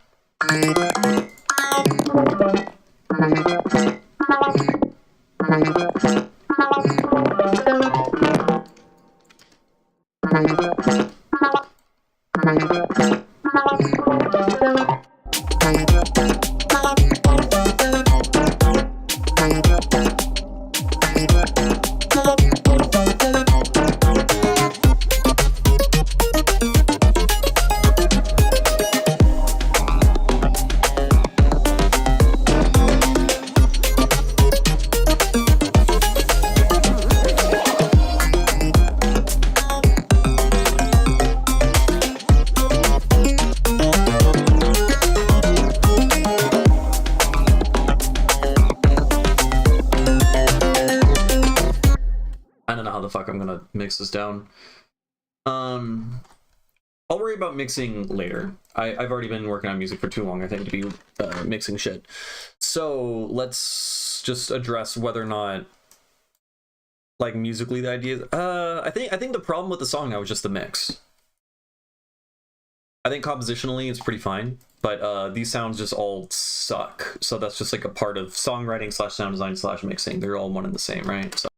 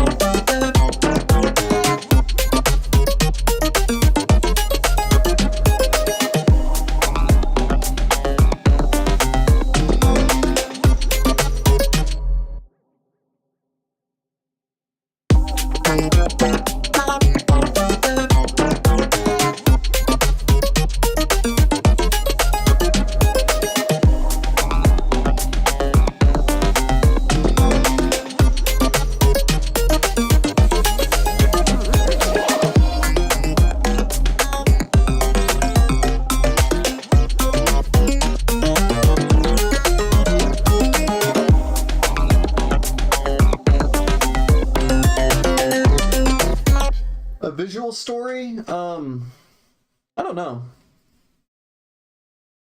The color of the song is for sure like cyan, like really light blue, like like without a doubt, it's got to be. And it's got a very like kind of positive vibe. No, not strictly positive. It's optimistic. I think it's optimistic. It's a little mildly sorrowful or sad, especially during the breakdown. But then the drop is this like big release that again it's like optimistic, it's like the story of someone having overcome I don't know, trials and tribulations and whatnot, but you know, becoming stronger as a result. And maybe they're crying like happy tears or something coming out of it. I don't know. I know when I first made the song, which was 3 years ago, I was getting into breakdancing. I wanted to learn how to breakdance, and I was like, I need to make fucking b-boy music. So then I got drums like this, which I don't know. I'm a little conflicted on the percussion. Which is this like the glitched up break beat thing, because it's glitched. I don't know. Like, I do like it. It sounds pretty unique.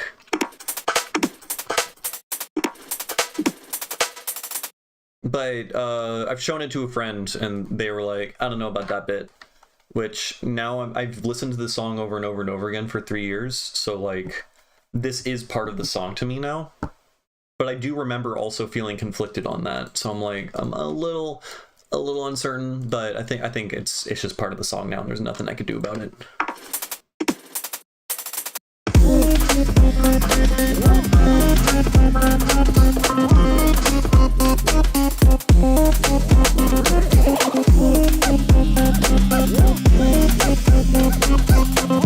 And in terms of visual story, this part is definitely like,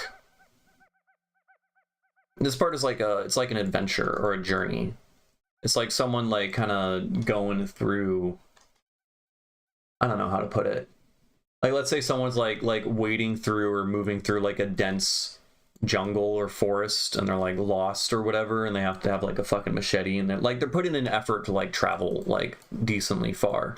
And then when they get here, then they're like faced with like recognition, or whenever the breakdown is, they're like recognizing or dealing with, or seeing the optimism, or like, I don't know, just all the shit I said before. Basically, this is the trial in pain and suffering, and then this is the like recognizing the way out, I suppose, and then this is like a big release. If any of that makes sense, I suppose. That's kind of how I'm thinking about it. But at the end of the day, it's just like cool sounds and stuff. I'm not thinking, I guess I'm not consciously thinking about that, but it definitely all plays a role in like how I'm organizing the drop and how I want the drop to sound relative to everything else. So that's definitely like in the back of my mind, though I haven't like, now that I've articulated this is the very first time I've actually like thought through what the song visually is representing in my head, though that's always kind of been there, like latent information. I don't know. I have no idea.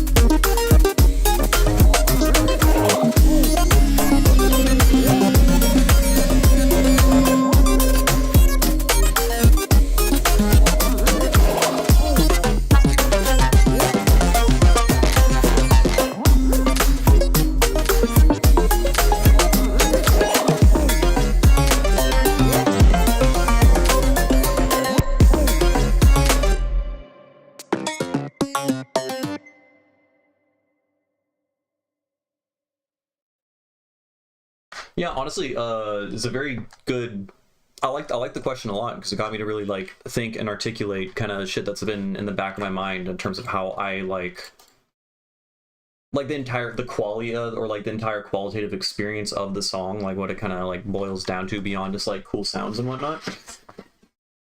Say there's a group working together. This is definitely like a solo journey song. This is like one person like I don't know, having a big fucking euphoric moment, kind of like climbing out of depression type beat, you know? It's like a recognition that there is hope, but also knowing that there's a lot of difficulty and pain to come with the rest of their life, because that's what life is. It's just like it's about life. Why not? It's about recognition of like what life is, going through struggles and all that. That's how I'm thinking about it. Makes sense. Also makes sense because like I was like, when I wrote this song, I was all right. I was in a decent headspace when I wrote this song, I think. But definitely reflections on my younger self and the shit I was dealing with. So that all makes sense. You know, it's all the way everyone interprets a song is all a reflection of their own psyche, right? That kind of goes for like most anything, like the way people interpret lyrics and whatnot. But yeah, I do appreciate the question a lot, because often I always ask people, like, I'm always curious what the color is of certain songs to people, and I found that like I'm pretty sure like a majority of the time there's a statistically significant amount of people will unanimously agree on the same color. Like there will be like rap songs where it's just some dude rapping over a hip hop beat with like a guitar or something, and like 4 out of 5 people will say that is purple, like every time. Like what the fuck is up with that? Like what the fuck? you know? Not like, I feel like there's some consistency where like if there's bubbly stuff or like water sounds, people say it's blue. And if there's like, you know, flutes and I don't know, forest samples, people will say it sounds green, right? But I don't know, some shit's weird. Some shit just sounds purple. Like what the fuck? What is up with that? Don't know. Weird stuff. Though again, that's more so like a raw like feeling state that the music gives you, not like the journey that it takes you on. So yeah, that's a cool question.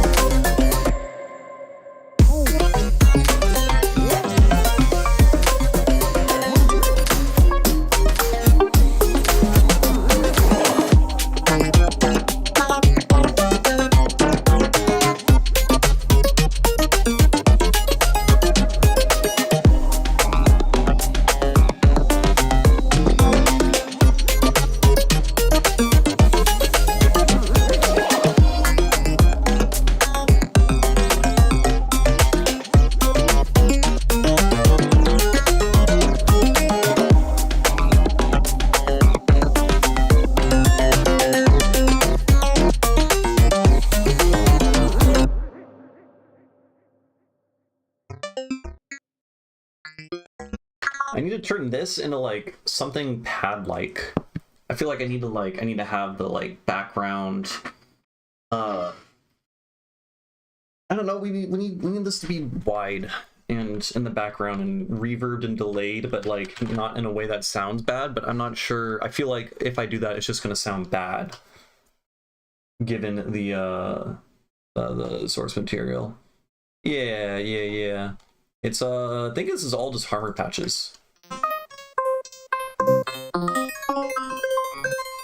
Oh yeah, it uses my logo. That's cute.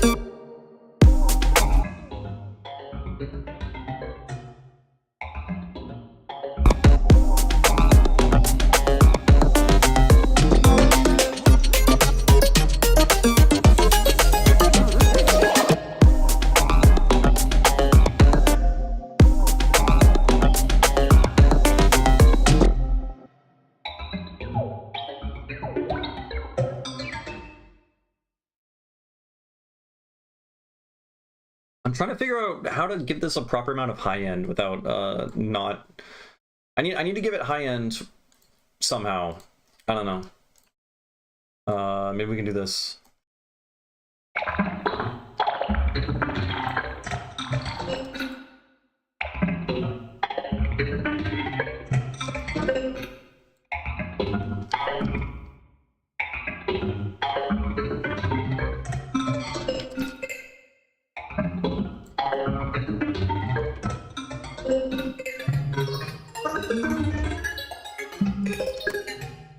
Say you're colorblind with music, more of a kinesthetic experience, physical experience of the physical effects of undanceable.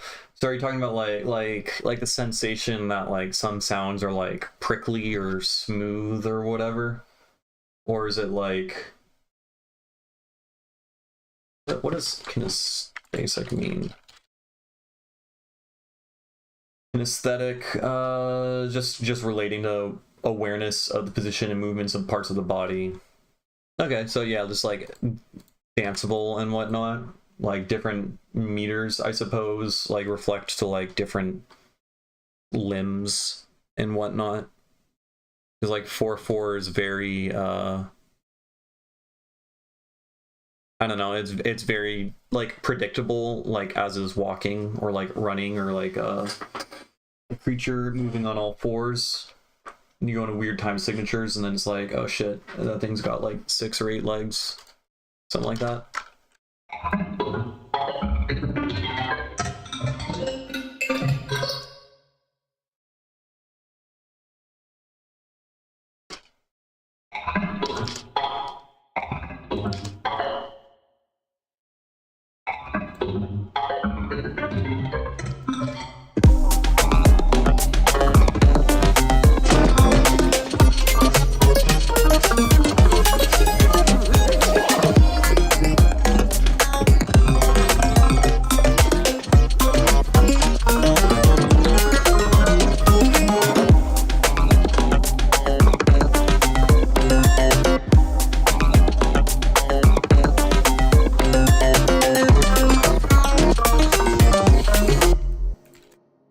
Why isn't this making a tone?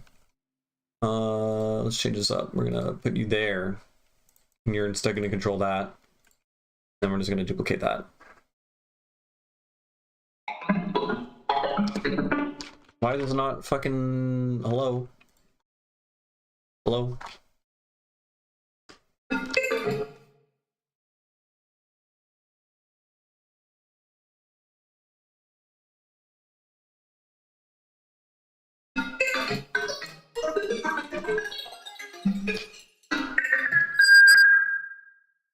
I should have expected that. I'm sorry, everyone.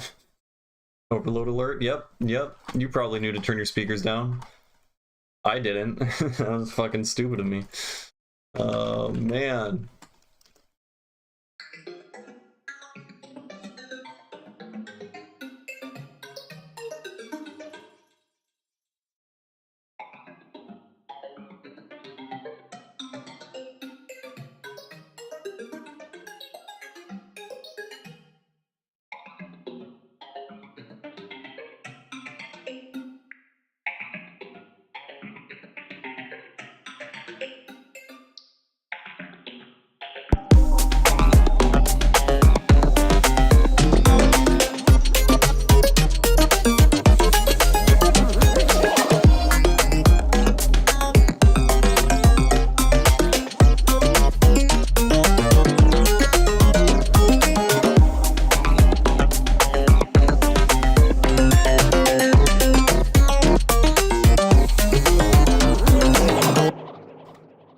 of experimenting here.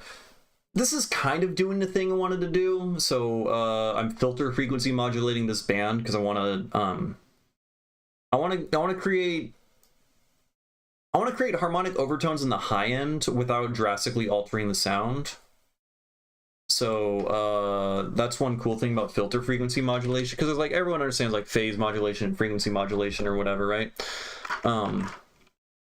But something totally overrated is filter frequency modulation. So like if you take a sawtooth wave, and you probably already know what this is, but I feel like giving a visual demonstration because someone might not, and it's interesting. Take a sawtooth wave, right? We got this guy. It sounds like this. Let's take. We also want to have an oscilloscope now. We're doing oscilloscopes. Oh boy. Bam. So we got this guy. Saw wave, right? Exciting. And then you take an EQ8, filter it. Notice, even though the same number of harmonics are there, by moving this, I'm changing the shape of the wave, and I'm changing the phase of the very first fundamental, right? If I start moving it around really fast, the pitch of the first fundamental starts moving, and the rest of the wave is left stable, because I'm changing the phase of that one thing, and phase modulation is frequency modulation, because the rate at which you change phase is literally what frequency is, right? So if you take an LFO, and then the LFO maps to frequency, right? And then you can use the offset and depth or whatever.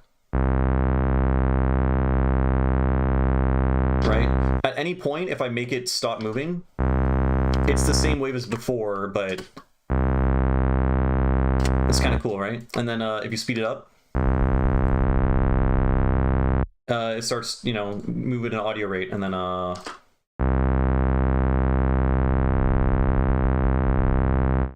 and yeah, it's cool. And then you can increase the Q.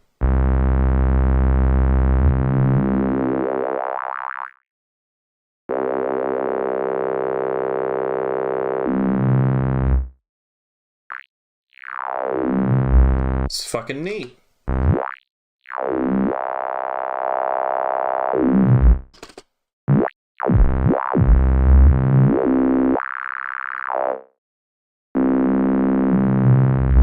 So I gotta experiment with that more, particularly in Serum, because Serum is like really great modulation capabilities for frequency modulating literally any parameter. Pretty much any parameter except for effects. I think once you go into effects, you can't. No, I think you still can. I don't know what I'm thinking of.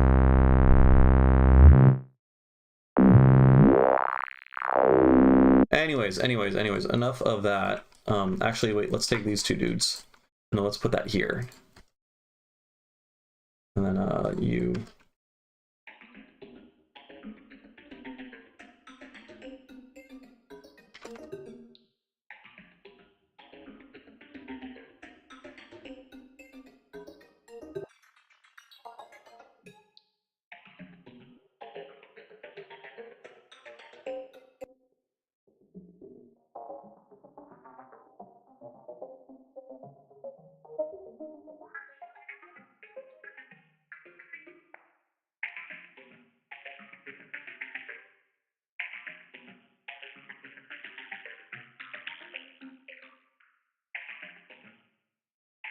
Is that where I took an LFO and then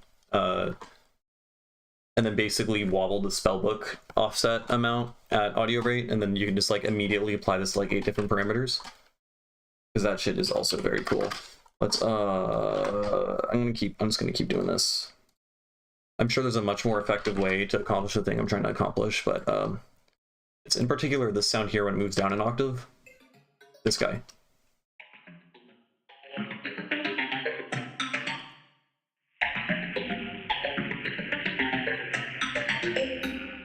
So now it's ringing out forever is because of this guy.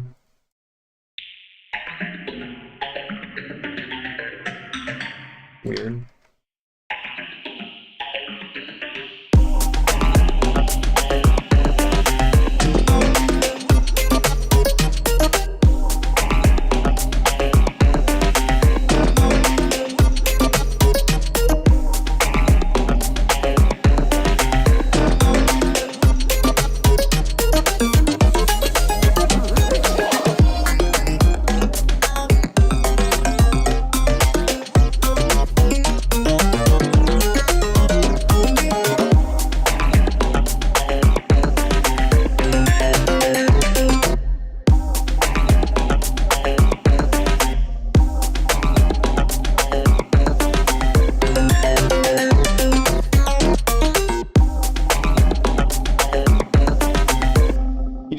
multi-speakers music, and the spellbook looks great to do combined motions between speakers, right? Because you can turn it into like a 2D.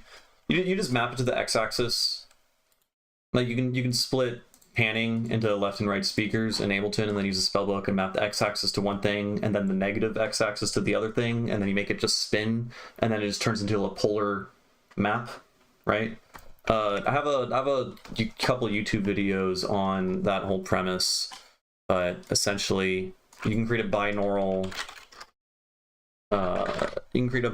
pan using a spellbook by attaching like timing delays between the two speakers to the x-axis, and then you can also like apply a comb filter, use a comb filter in CRMFX to the y-axis, so that when something's in front of you it isn't filtered, and then when it's behind you it is filtered.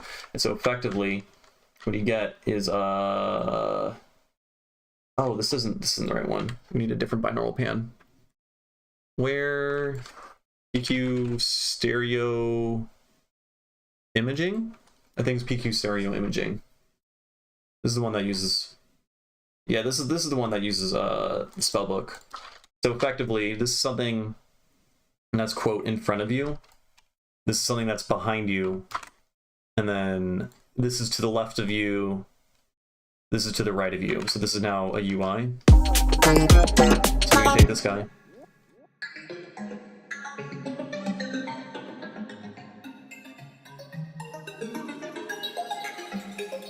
Right?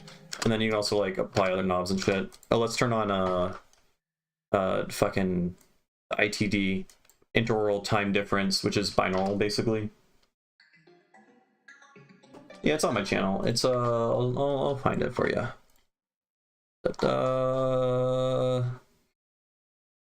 This guy right here. I talk all about psychoacoustics and how fucking I have a lot of MS Paint drawings in this. It's great. Basically, I talk about how ears work and how sound localization works, and basically like hacks and tricks that you can make to try to create illusions for z-axis depth, something that's in front of you versus behind you. And mostly it's about movement. If you can take movement and make something go sound like it's in front of you, and then it moves by your head and gets panned mostly to one ear, and then it continues in that movement and gets Doppler shifted, and then you apply like a comb filter to emulate how something might be comb filtered when it moves behind your head, it can really sound like something just like moved past you, and you can create illusions like that. And then once you're done with that video, then I recommend, if you haven't seen it, it's my most famous video. Wow. This guy here is how to make height illusions.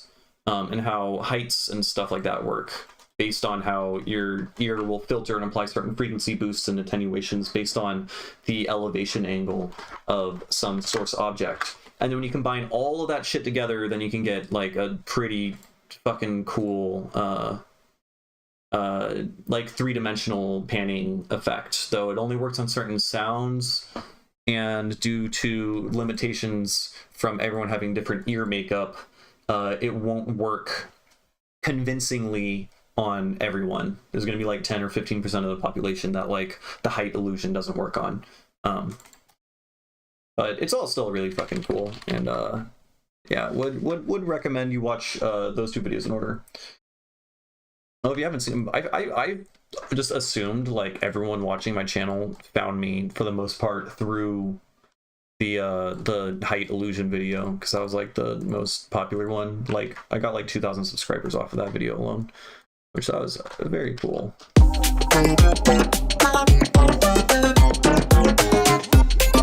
Something similar with a galloping horse at the very beginning. Oh, that's cool. Actually, I have I don't know where the fuck to find it. I have a song where I have I create a quote-unquote monster that like hunts you down, and like there's like a part where like the list, it's like a simulated, like the listener is like running or hiding, and then there's let me oh, fuck, what would it be called? What would you be called? Oh no, I think Doppler is its name.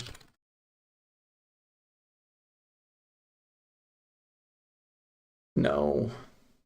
It's most definitely not. What are you?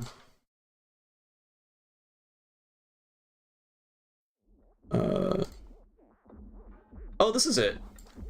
Well, it's not the full thing.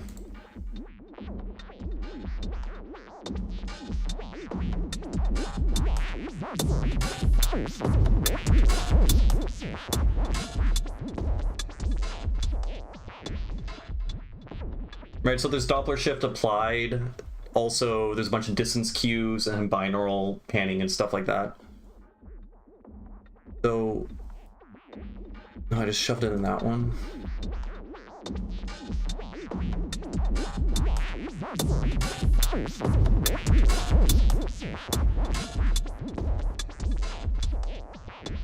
I have no idea what this thing is called. That sucks. Oh well, take my word for it.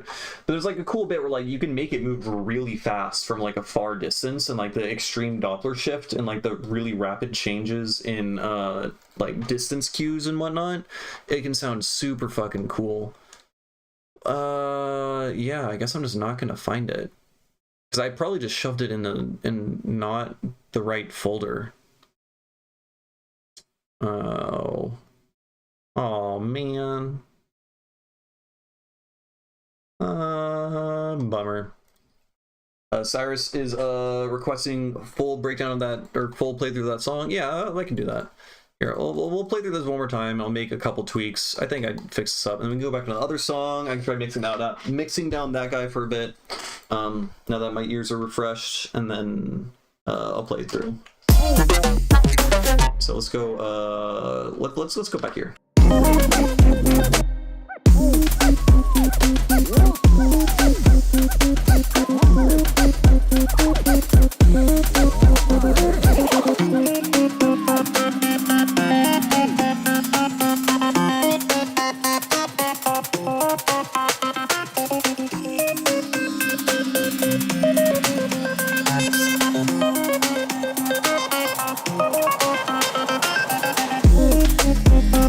Yeah.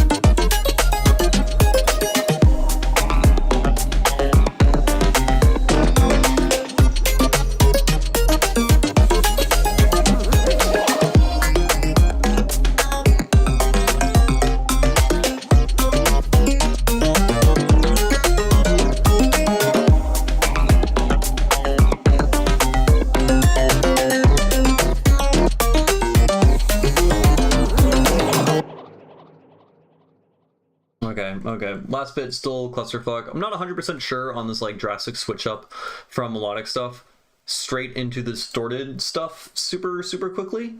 Alright, take care, Mr. Guy. Thanks for tuning in. Appreciate it, as always.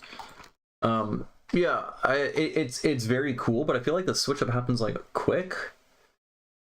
So I don't think I could shove that over here. This is its own section. I don't know. I'm losing perspective. It's whatever. We're improving. We're getting somewhere. All right, let's go back to the last song. Which should be a hoot. And then I'll probably stop streaming after that because it's been like what, 3 hours. I mean, I still got juice. I could keep going. Yeah. You know what? I'll be back in like 2 minutes while this loads. Yeah.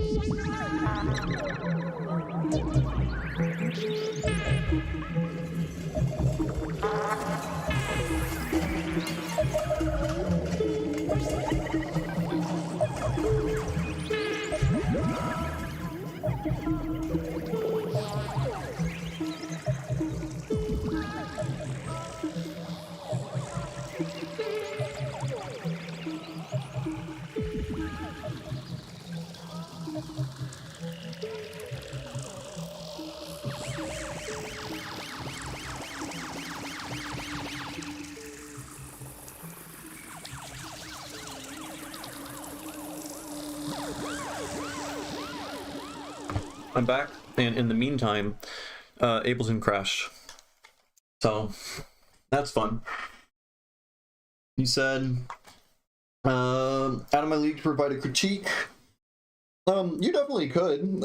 Your critique could just boil down to whether or not you think a section works or not. Right? I'm not necessarily... I'm rarely looking for mixed feedback, and no one really gives mixed feedback, because I think it's like kind of a personal thing, and also... sometimes people give mixed feedback or mixed ideas or whatever, and sometimes that's useful, but I always value, like, I don't know, people's thoughts, like creative thoughts on like what direction a song should go, or whether or not a transition works, or whether or not like that song actually is evolving and moving in the direction that it's going, because someone said, hey, I think it should be longer, because the final drop originally just kind of ended pretty abruptly after like 16 bars or whatever, and then I had to I duplicated it, and now it's 32 bars long, and it carries on. It's more danceable, and it's definitely better. So, and then that doesn't require like you don't even need to be a musician to give that advice. It's just whether or not it worked for you, you know. Like, I value my mom's opinion like pretty much just as much as well, maybe not as much, but about it can be as useful as another producer's opinion on whether or not a section works, because like anyone can listen to music, anyone can hear it, you know. Okay, we're back on this song. Cyrus wanted to hear it again, and I can hear a little bit better. There's a lot of clicks. I'm just gonna try my best to ignore them.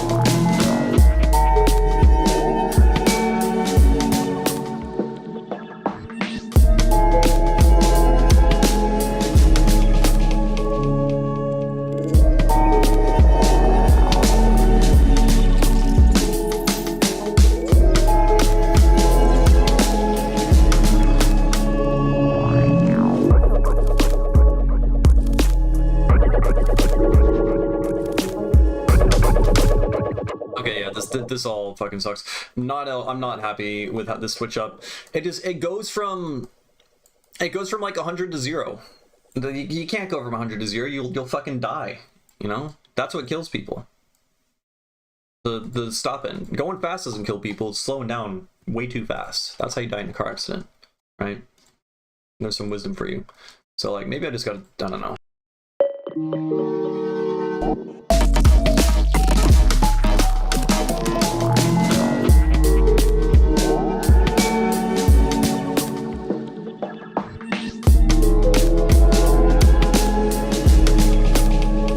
Actually, I think just shifting these down an octave made it work better. It is still going from 100 to 0. It still will kill you. It's not, I did not change the intensity at all.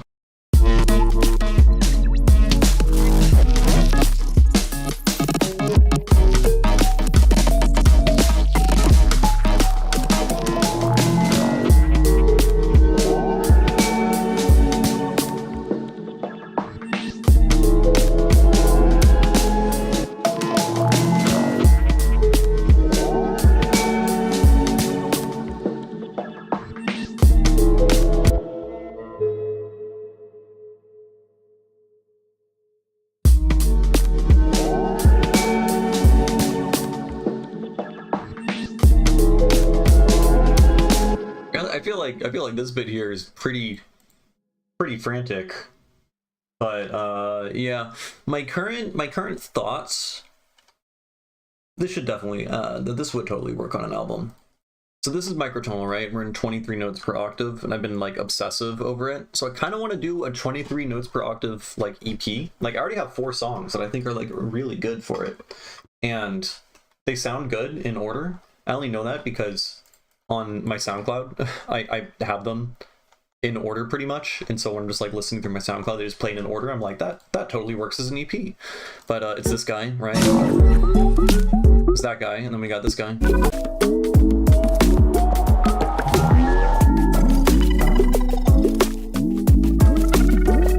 Which is a vibe, and then we got this like whittlery sounding dubstep thing.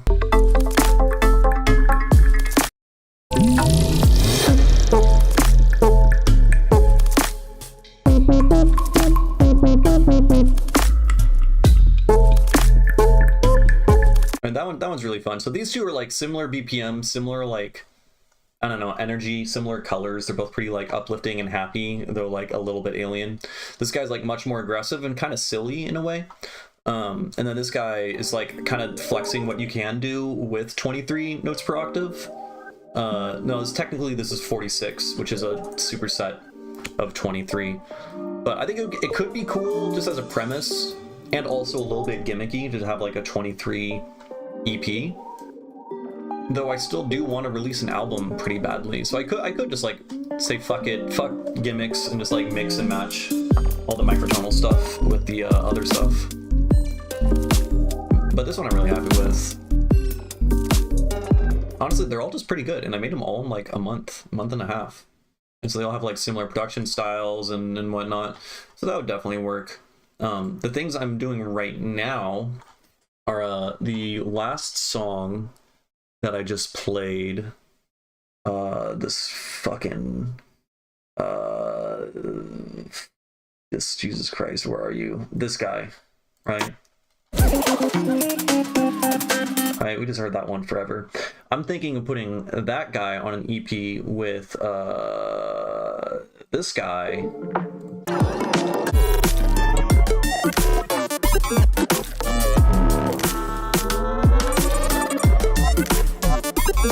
They use like similar patches and stuff like that. I'm using Harmor a lot in both of them, and they can both be kind of high intensity while also being really colorful and kind of bright, you know? And then also there's this guy.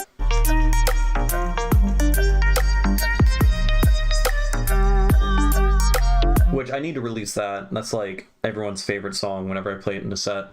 So I think those 3 would work. And I just need to find a 4th song. And my current thought is maybe I can do this guy, which I made this song in like 40 minutes in a live stream, and honestly it's just kind of a vibe.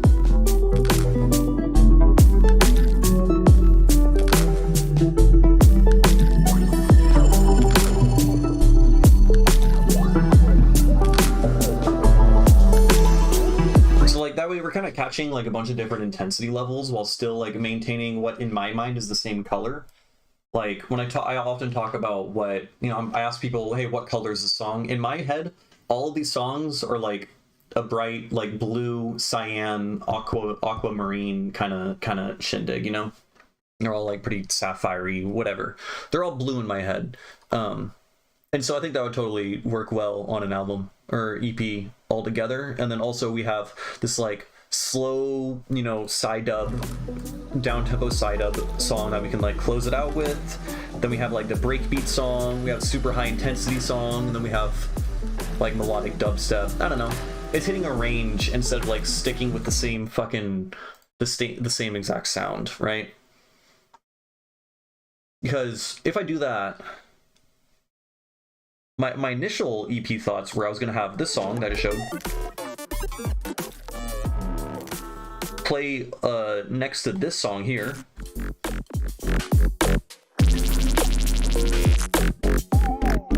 But they're both really similar. No, actually, no, these two are kind of different. But I wanted to pair it with another song, which I don't know if I even have that uploaded. I don't think I do. I don't know, man. I don't know. It's tricky. I have too much fucking music, and I need to figure stuff out. But yeah, having a range in like genres and sounds and stuff is nice instead of it all being at the same BPM. Tangled Snakes was mostly, well, I was gonna say it was mostly 110 BPM, but these two are like we have a 4 on the floor. It's like a 4 on the floor, 110, 108 BPM, and then this is like breakbeat. And then this guy's halftime.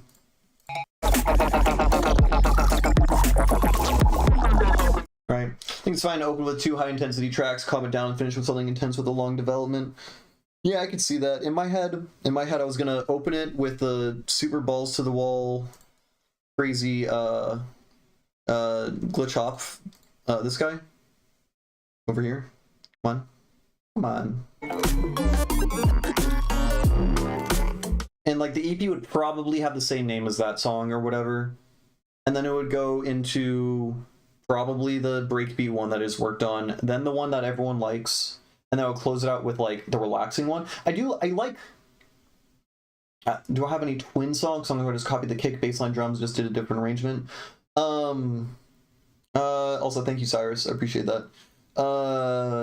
Twin songs where I'm using like the same project file per se. Like nothing released, I don't think. Oftentimes songs will start with like me taking the drums from another thing. So like this song here. Did I steal these drums? No, I think I made these drums. Like specifically for this project file. But also I think these drums sound fucking awesome. So I'm gonna save these drums.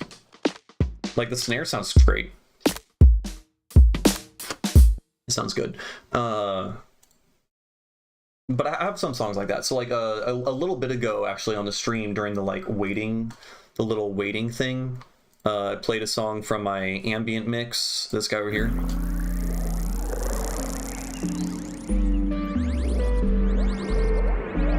Right?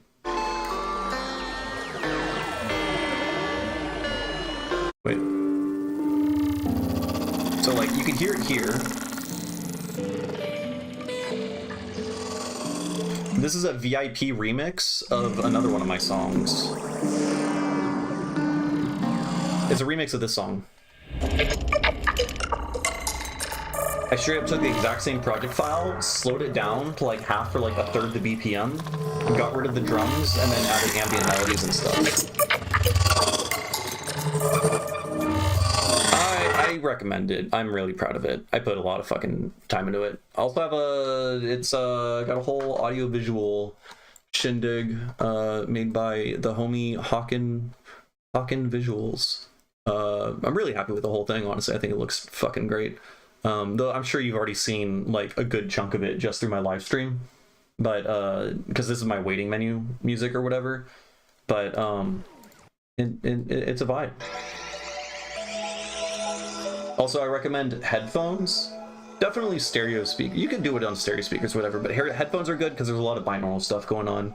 We'll have like bits where there's like I don't know, shit moving around your head with like a very clear direction, and it evolves. I'm proud of that one. That one I'm big on.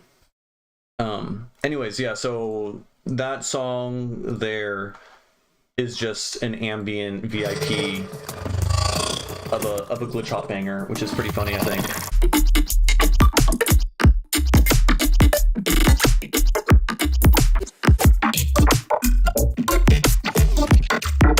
Right. There's that little riff there, and then you go to.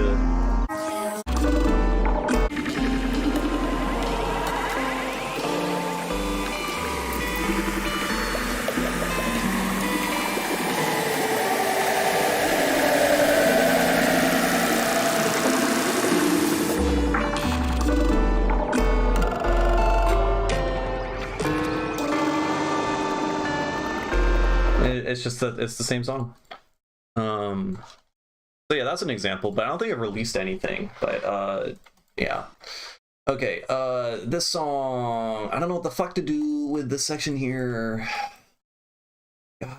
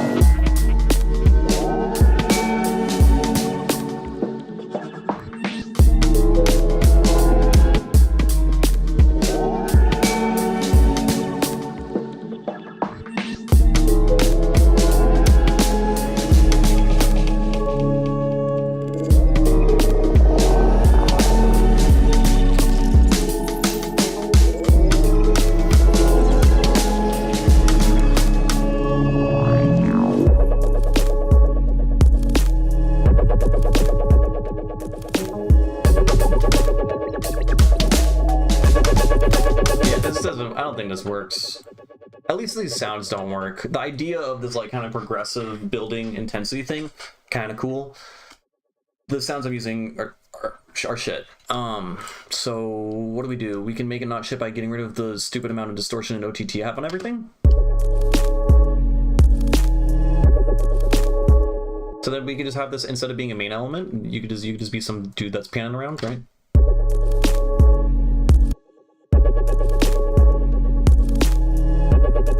And then what the fuck? Why did I do? Oh, that's why it got so loud to the end. I was doing stupid shit. Duh.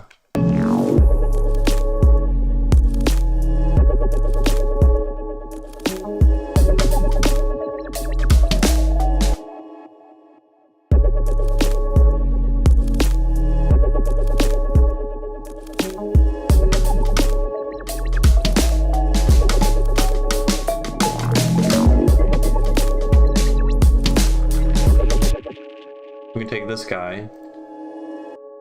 Wait, no, we need to take the weird baby sounds I made in the beginning of the stream. We still need to use these. We can take this guy. Yeah. Okay. That's just like, that's a fucking Goron from Legend of Zelda. That's good shit right there.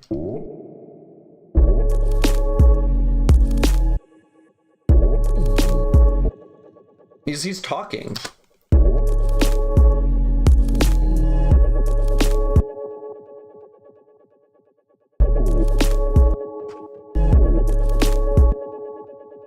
Pan it. Actually, unironically, that can probably work. It's kind of silly, but. And then you, what are you?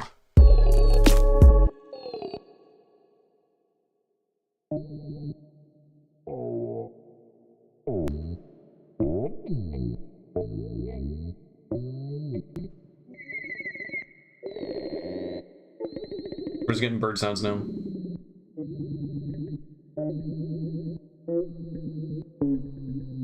So I just got one Goron and then a bunch of useless shit. Oh, that's it. Money.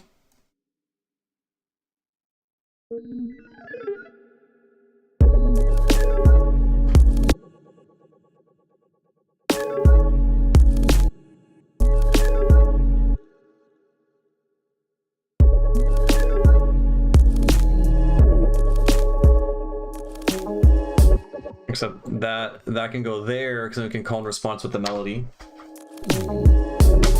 Yeah, that was all Serum 2. I highly recommend watching the first like 30 minutes, hour of the stream. I made a fuck ton of cool sounds using some like I think you were in the Discord call actually last night when we were, I don't know, all the what should I call that archetype of person?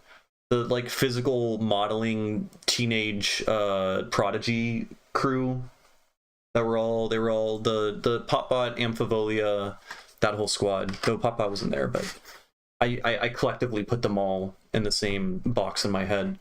Anyways, they were just like showing cool patches and shit like that, and talking about physical modeling, and figured out some cool shit you could do with. Actually, wait. Let's I can just pull it open right now. I want to look at it again. It's in tracks, and then Demon Baby Serum Patch. Your mic was fucked up. Gotcha. Yeah. So from that I was all inspired, but we got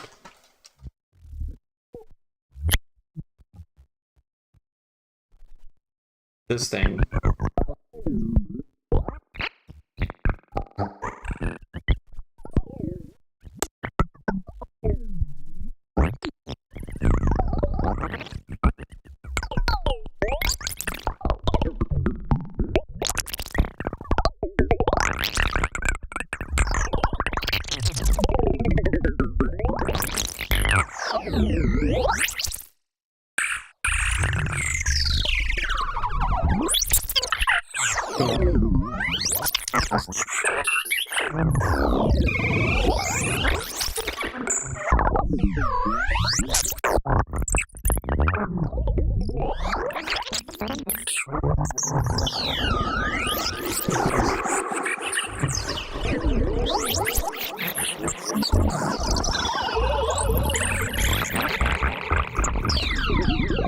The premise is basically take a sawtooth wave and then play it for like a second and then chuck it out of Serum back into itself as a granular thing, and then loop over itself, and then by adjusting how fast it's scanning through the wavetable and adjusting the grain length size between like what I found to be like between like 0 and like 7 or 8 milliseconds, and then having like a high density or whatever, and then also adjusting the loop size itself, so how fast it's scanning through the loop, the size of the loop, and the length of the grain size.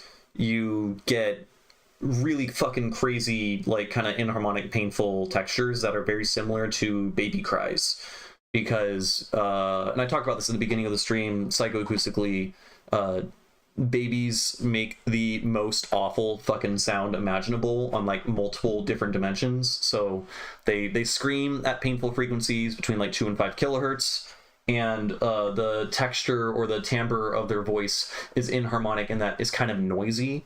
So if you like zoom in real closely, there's, you know, it's inconsistent and noisy, and us having pattern finding brains, we really want to not hear shit that doesn't have a pattern, right? And so hearing something that has most of a pattern but is lacking some can be like, I don't know, it does weird stuff to the senses, in the same way that when someone fucks up bowing a string, you get also a similarly like painful sound, or like nails on a chalkboard. They're all pretty similar in terms of like why it's so grating. It's not just the frequency, otherwise playing a sine wave at 2 kilohertz would give you the same feeling, you know?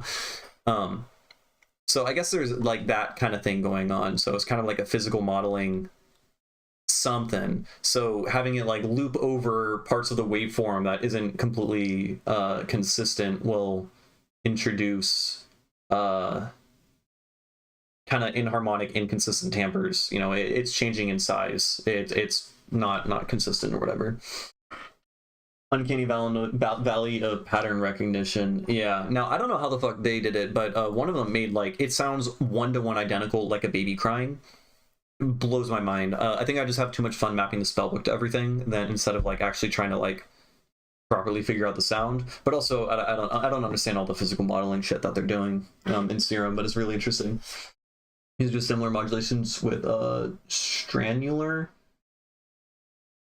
Okay, I don't know what that is, but interesting. It's like uncanny. Yeah. Lack of patterns at strenuous frequencies. Yeah, basically, right? Like if you hear, it's just noise. There's just different aspects of noise. So like noise is randomness, right? Like white noise is just extremely high frequency randomness. It's literally just randomly generating sample values and shoving it through your DAC, right? So if you take a bin random, right? Bin is just ones and zeros but random. You can map this shit to anything and then it's immediately gonna make it like really fucking weird. So something I played around with before, which I should do this more, is I was listening to a lot of language, Langwidj, this guy, language, and he does really cool stuff with noise. It's fucking neat. Where honestly, like all of it is really cool. But if you listen to just that's noise right there. That's random patterns, but applied to the pitch of that oscillator, right? It's random. Your brain can't latch onto a pattern. It turns into noise. You start to kind of tune it out, like the sound of waterfalls. Yeah, consistent randomness, so that makes it not unpleasant. Yeah, you can tune. You can very quickly tune that out and turn that into noise in your head. Once you're like, okay, there's no pattern there, I'm gonna start ignoring it, though it isn't pleasant, you know.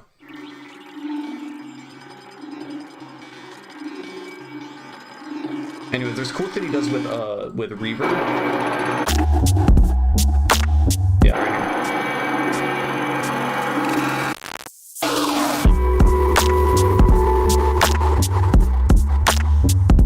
So notice that the reverb is cutting in and out chaotically, randomly.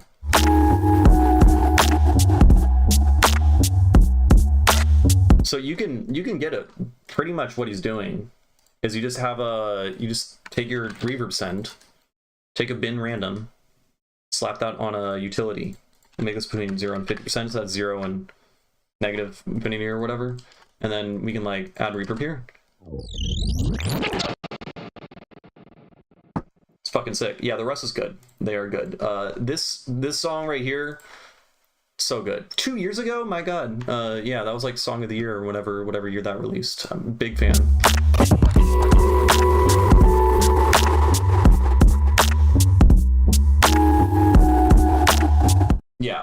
Yeah. Language is good. They're good. I don't think, have they released anything recently? No. Stop on it, man. I'm waiting. Yeah, big fan. Okay. So yeah, that's noise basically in a nutshell. Think about using noise in a more abstract sense than the literal like white noise with a filter on it or whatever. Because like if you think about it, white noise with a filter on it, it's noise within you're containing it, you know? It's everything, all these random samples, but the frequencies are within a certain band. And so you can like apply that, you know, beyond that to, again, like frequency, or using bin random instead of normal random. But you can also use normal random, and this also can sound cool because then it's just like changing in volume, right? Except, oh, let's turn that on.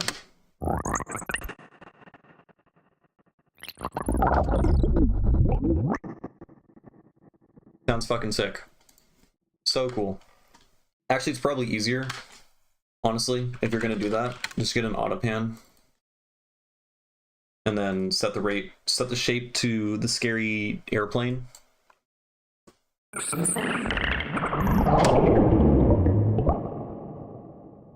And then duplicate it because it's not extreme enough. And then duplicate it again. Honestly, it's not that great. Maybe just do the LFO thing that I was just showing. It's interesting. It's like making quote-unquote imperfect noise, because noise is not only gain randomness but phase randomness too. So just using gain is a one-dimensional noise. I suppose, yeah, if you speed it up fast enough. Well, I think phase is kind of coming after the fact, right? Because like white noise is just random samples. It's completely random. There isn't phase. It's the frequencies are found after the fact, I guess, if that makes any sense. But also it's not, because the frequencies are always there. But like, you know, absolute random sampling will create every single frequency at the same time. Then it makes white noise. But I guess just like, yeah, the concept is just applying randomness to different parameters, you know, and then containing it. It's just use a random LFO. You put a random LFO on a thing, but then contains parameters. And then you'll get a certain specific sound. And it's more musically useful if you can hear what the parameters that is contained to, you know? So if you were to, like, hypothetically, let's generate white noise just for the sake of why not. And then actually no. This is something I've done before. You get a saw wave, right? Let me get real low. Right, and then you can take an auto filter, and then high resonance, and then we take our LFO, and this LFO is set to random, and then we map it to frequency, and then we're just going to have the depth be pretty low. It's random, but it's contained to a certain frequency, and then you can start, you know, doing other shit. I hate if you wanna automate offset, you have to map it to a macro, because otherwise you're looking at like an awful thing. But and then you can create like risers and stuff with randomness built into the riser.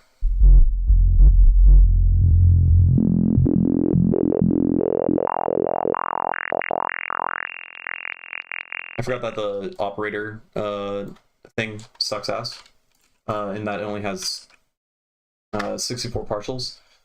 But that's something that I did in the Glotchip song, actually, the one I was just talking about, that I made a VIP of. This breakdown here.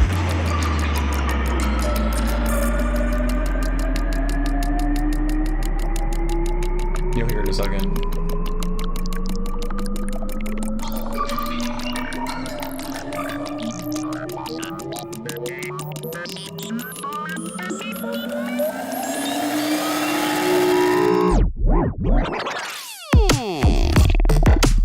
Right? So I don't know. It's cool. It creates it jumps out at the listener. It's like, hey, look at me. I'm something new. I'm something new. But it's also like kind of random in that it can be turned into noise that is ignored. And so you can just play with the concept of going in and out of like noise that is ignored and pattern recognition. Because like we're always trying to find patterns. So when something's like slow enough, we'll try to hear the patterns in it. But then eventually it turns into noise. I guess that's the difference between like something that's random, quote unquote, and noise is basically the same difference as it's the difference between pitch and rhythm. Right? They're the same thing still, but it's just about perception. Whether or not you tune it out as noise or not. Kinda. I think it's just an interesting concept to explore. But yeah, right, he's out in grid a lot. Blend intentional movement with noise layered onto it, like velocity humanization for drum hits or stuff. Yeah, exactly. Like add random discrepancies in velocity between like plus or minus 10 values or something. And then like record that down and have it sequenced or whatever. And then it sounds more human. Because humans are noisy machines, because we're imperfect. It's, it's everywhere. Yeah, that makes sense. Okay, what am I doing here?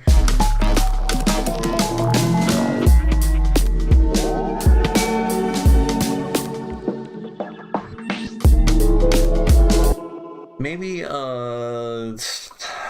The sub. Are we doing the thing with the sub?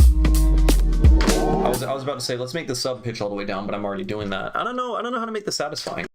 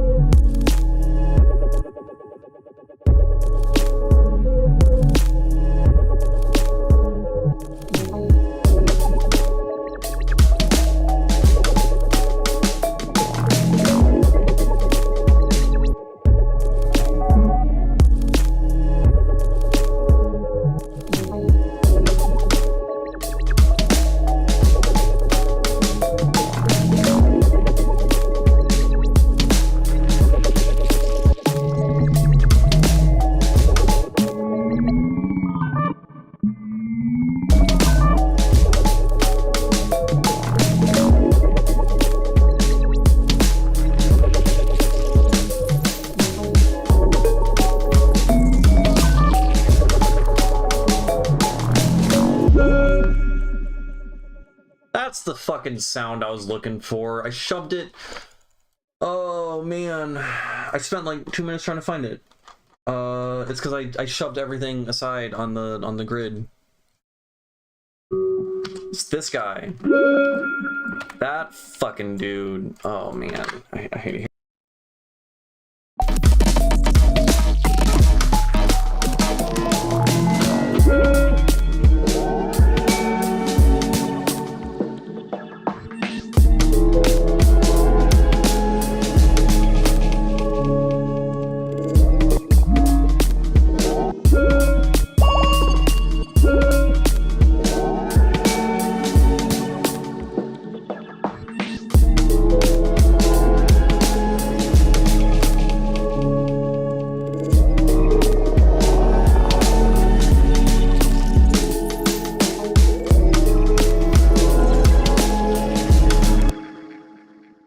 I saw Lucas, you posted a thing for feedback, so I feel like giving feedback, so I'll do that now. Fuck it.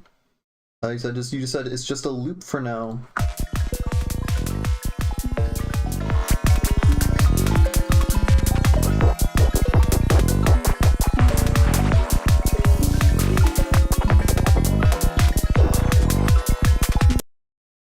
I know it's just a loop, but I would recommend, I think there's just too much going on immediately, but again, this is like your 4-bar loop basically that you're working with, so I would get rid of all the bell sounds and have it just be the beat, everything but the bell sounds, and then you could have it just be that for like the first minute and a half or something, and then introduce the bell sounds and maybe get rid of some of the other sounds, because you have some like kind of squelchy high-end stuff that's going on, and so you'd have, you know, the beat, the cool pitch bent bass line, the squelchy high end stuff, and then when you start to introduce the bells and stuff, then I would get rid of the high end stuff, and then maybe later on introduce both the squelchy high end stuff and the bells together and some other stuff. But like just like you have too much stuff going on, so that is a good thing in that you can immediately turn that into like 2 minutes of music, right? Because you just separate layers and then have them in different sections.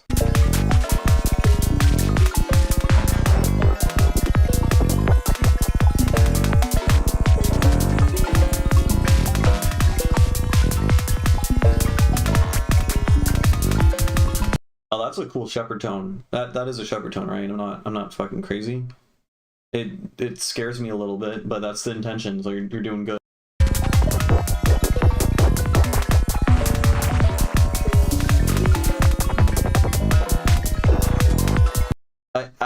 I think there could be less delay on it. It sounds like there's delay, or like it could be made a little bit more staccato or something, or just like give it some room to breathe. It's kind of constantly washing over you in a way where maybe if it's like individual like notes or like things cutting through, and then eventually it starts adding up and then washing over you, so that bit can progress. Right now it's just kind of just like immediately it's on, and then it's just this endless shepherd tone thing falling over you. So like you could probably maybe you could just like use a utility gain or something and like have it like cut in and out like on the beat or something, or making a pattern or something, and then slowly you start lessen its density. That's the word. And then you could increase the density later on or something, but yeah, as it stands, it is it's taking all the attention. So I don't know how else you could go about that. You could try stretching it, make it assuming it's already flattened to audio, because I think that was you talking earlier about flattening everything to audio. Maybe just stretch it out. Since it's already a shepherd tone, it probably would work well and have the same effect if it was an octave lower. So you can like transpose it down. You could also probably just get away with using like complex mode or something. And just like have it be a lot slower.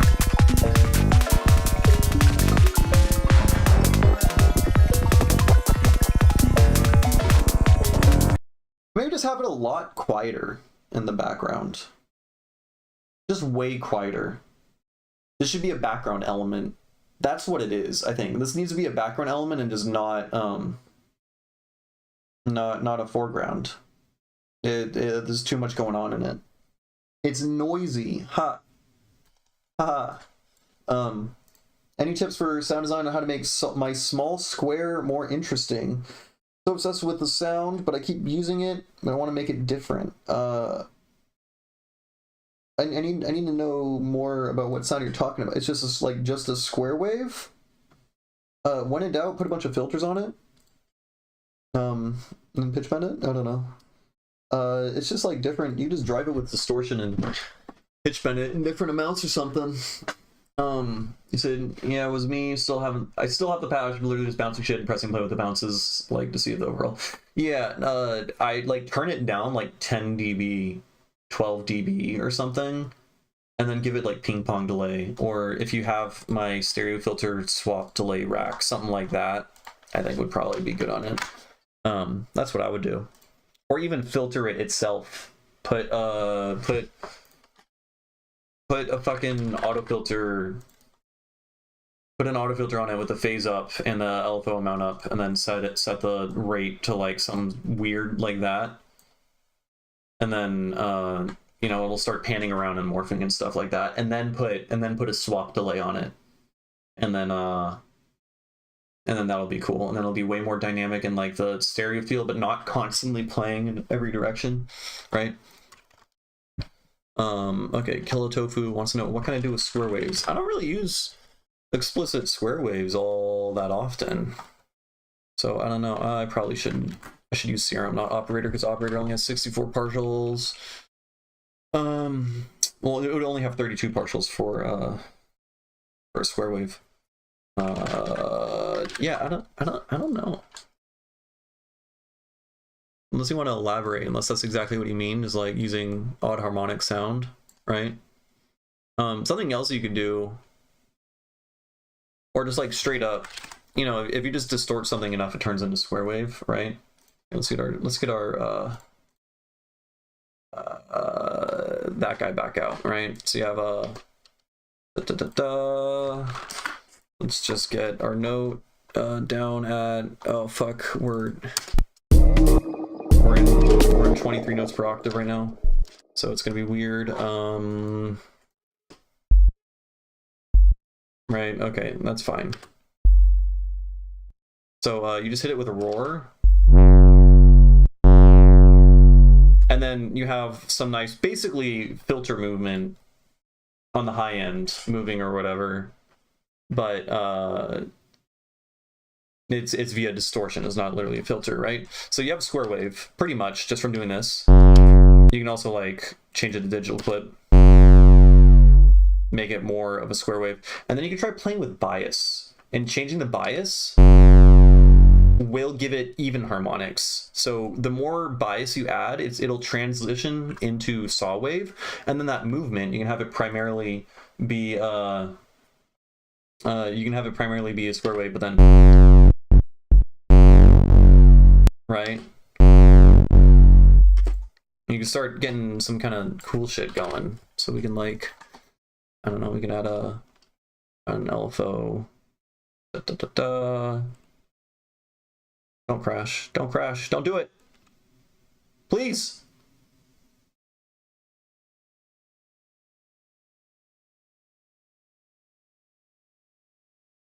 Anyways, on the subject of square waves and whatnot and the saw waves, if you're interested in the that specific, yeah, trash, anything really. Roar is just any saturator where you can adjust the bias, especially, is pretty good for that. This video here, little fundamentals of sound and stuff like that. I'm pretty happy with this video. I do fuck up massively when I talk about the difference between phase modulation and filter modulation. In terms of when I say frequency modulation is always unstable, just ignore that. That's me being stupid. But everything else in the video is pretty good. Anyways, in this section over here, I talk about what makes even harmonics and odd harmonics, and then what how like the fundamental differences between like sawtooth waves and square waves, and why comb filtering essentially filters out a square wave, and how you can relate comb filtering and odd and even harmonics to distortion algorithms, and how you can use certain distortion algorithms to shape different sounds into the way that you want. And essentially you can learn to hear the sound of even harmonics. It's a thing you can hear. And so now when I'm working on certain sounds, I'll be like, damn, this distortion could use a little bit more like even harmonics at this point. And then that's like now a tool in my belt. So I'd recommend that. You can also like apply that to just a square wave. You can just drive a square wave with a saturator and then apply a bias or whatever, and then start to fucking mangle it, right? Because if it's already a square wave, that's essentially the same thing as an overdriven sine wave. That's interesting. I haven't like thought of it like that. But yeah, because distortion is just wave shaping. You're just shaping the wave, but you know the input gain is a part of it. But that's cool. So, yeah, I would recommend that. Ways to modulate and transform the small square to make it more interesting. You can have it predominantly be a square, but you know, do other things. Filter it or whatever. I always recommend just like filtering stuff. If you like pitch bending things, you can create like squelches or whatever, or just, you know, like have bandpass filters or just like a bell peak filters moving around at the same time that you're pitch bending it. And then, like you can do that like high frequencies, record a bunch of them out, and then slow them down a bunch, and then distort it, and then you'll get really, really cool, like growl, like lion roar type sounds, right? It's like if we take, Ableton could stop fucking crashing. Actually, that was the only crash today. And I've been streaming for like way too long, so we're like 4 hours in, right? Something like that. So if we take okay, bud, relax. We can take I don't know, let's get a square wave, right? And then we can just make this. Let's just do one bandpass filter. And then we'll put you on you, set this guy to sample and hold, give it some smoothing, and then we can do another one on pitch. right? Also sample and hold, smoothing and whatnot is up. And then turn this down. All right, and then we can just take, I guess it won't quite sound like something roaring until, like an animal or whatever, until I think you're gonna need to put multiple parallel bandpass filters, because that's what like creates the sound of like a formant filter. But if that's not what you're going for, this could still probably work, right? And then you can take a arpeggiator. Why is it always, what the fuck are you doing? Why is it always going up? You're on sample and hold.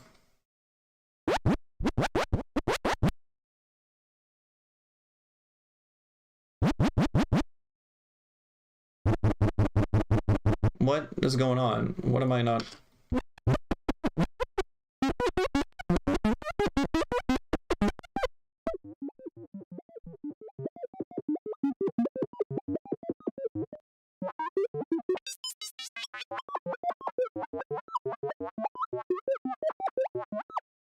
I don't know, man. I don't know. Let's just record some of these out. I'm curious. I want to see if the thing I'm thinking of will sound good. You put it in the sound design channel.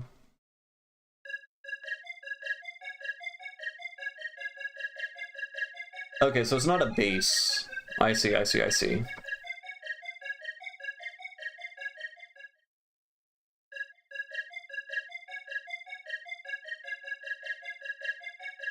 I mean, you already got some like unison and stuff on it. You could try, okay, well, I just real quick, now that I already spent all this time, I want to see what this sounds like when I stretch it out.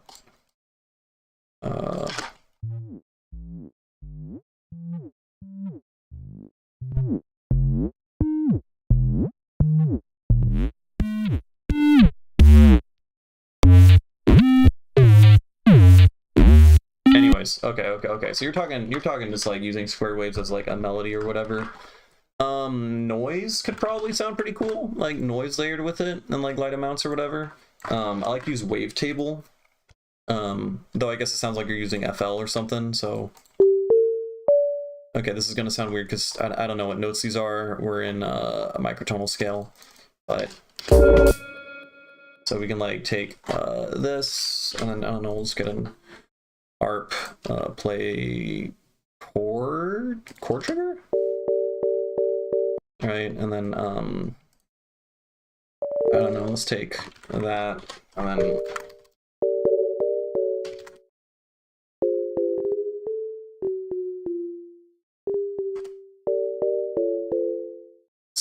something like that, man. We got square waves.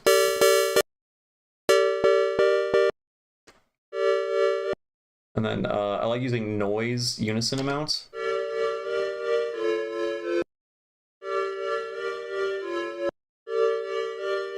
Oh, and serum? Yeah, you could probably come with something similar. We got the serum have the option for. Oh, Jesus. Oh, right, because serum's not microtonal yet. Oh my God. So let's just do that. Right. So I mean, there's unison. I wonder if I put sample and hold going really fast on the detune amount, is that going to create noise? Right? Should. Yeah. Though it sounds weird.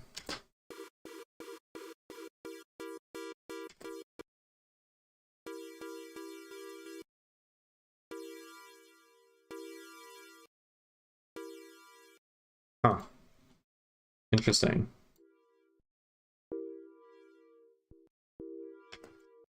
Gotcha. Yeah, no, I definitely suck at oh.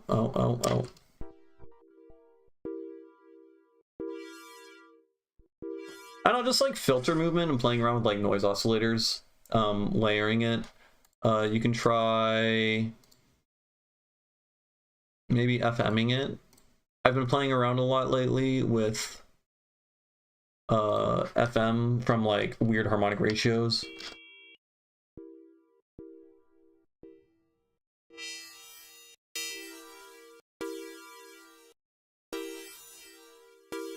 Right, that can sound cool. It's kind of a sound you're not familiar with because it's like, you know, we're FMing from the 7th harmonic. You can also drop it down 2 octaves and set it to the 7th harmonic. So by dropping it down 2 octaves, we're basically dividing this by 4, right? Because each octave is divided by 2. Do it 2 times, it's divided by 4. So you get a 7/4 ratio. And then you start getting weird shit.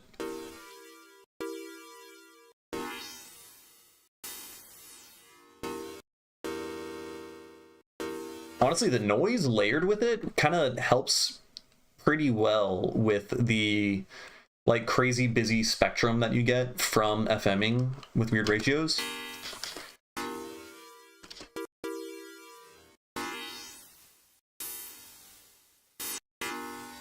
And then you can also be weirder and do with like the 13th harmonic.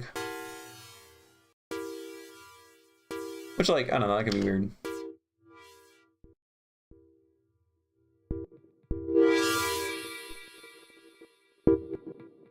And then set this to like up.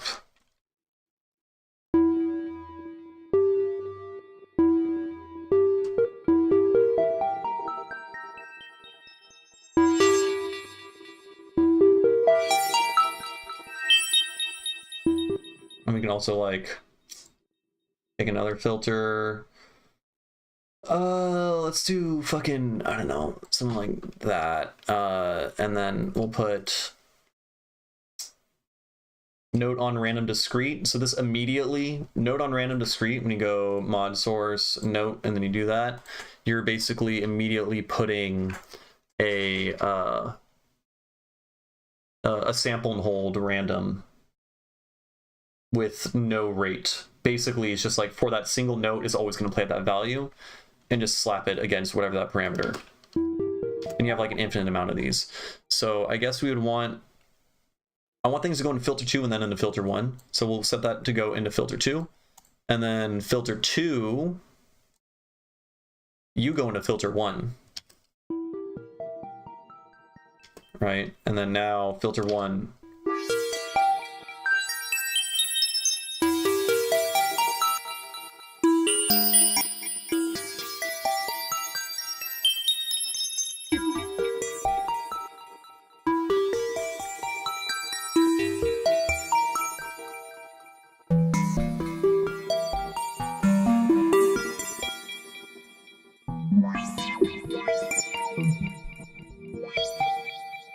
Pretty cool. I always like put an envelope on a thing.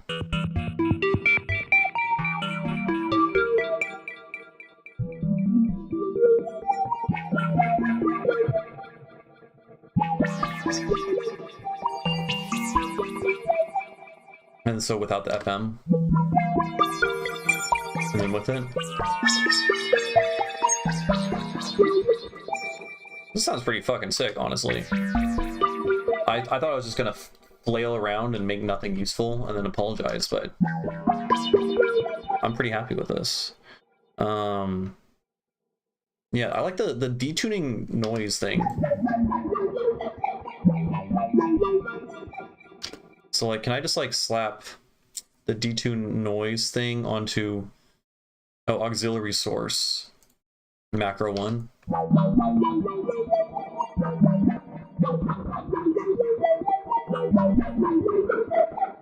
That's cool. So that adds noise. That's neat. And then I don't know what else I would want to.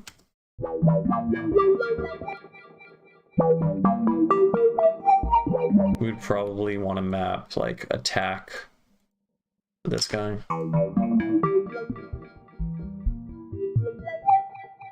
Right, and then we probably also want to map the fucking the initial cutoff of the filter.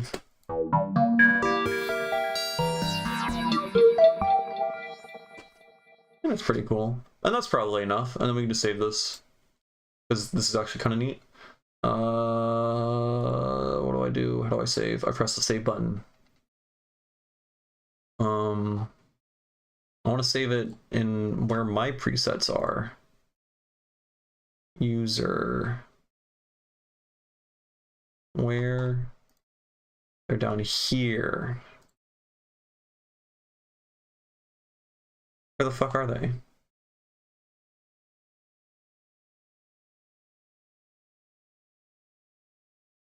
I want to save shit over here.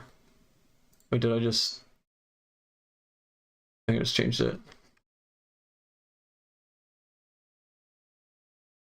I'm going crazy. Okay.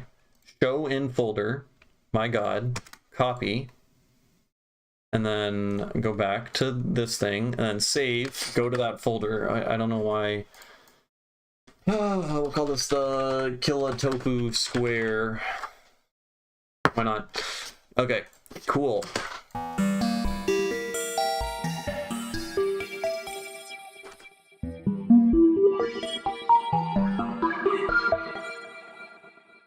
Hey, what's up, Mr. Leaky?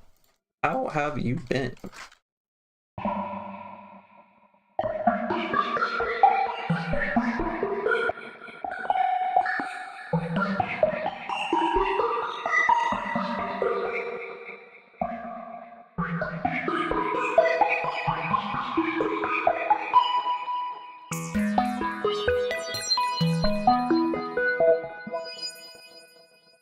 Pretty cool. Yeah, I dig it.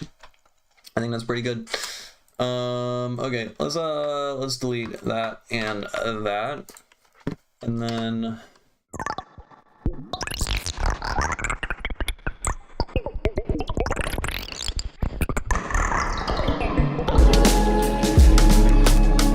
okay, let's go back over here. I'm gonna get some water real quick.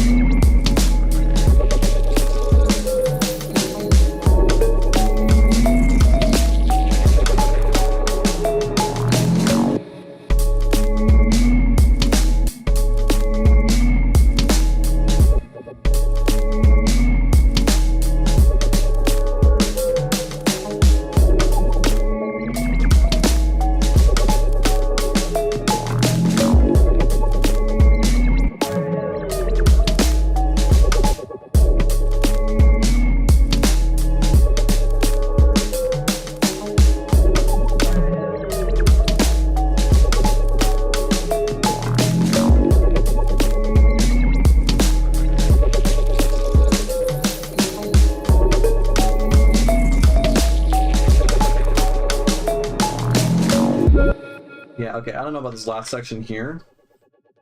Well, I do know it's not good right now, but it's on the right direction. My ears are cooked, so I think I'm gonna call it. I've been streaming for about 4 hours, but boy oh boy, this sure was a productive stream. Good stuff. Good job, everyone. Yeah, good stuff. What did I do? I made a fuck ton of weird baby sounds. Check out the first like half hour of the stream if you want to hear weird sounds. That was a hoot and a holler. And then I just worked on this song and that other song that needs to be worked on. So, yay, productivity. Starting to get this bit to sound good. Starting to. We're getting there. Yeah, of course. Alright, yeah, I'm out. Take care, y'all. I hope you have a good start to your weekend. Yeehaw. Alright, take care, everyone. Later.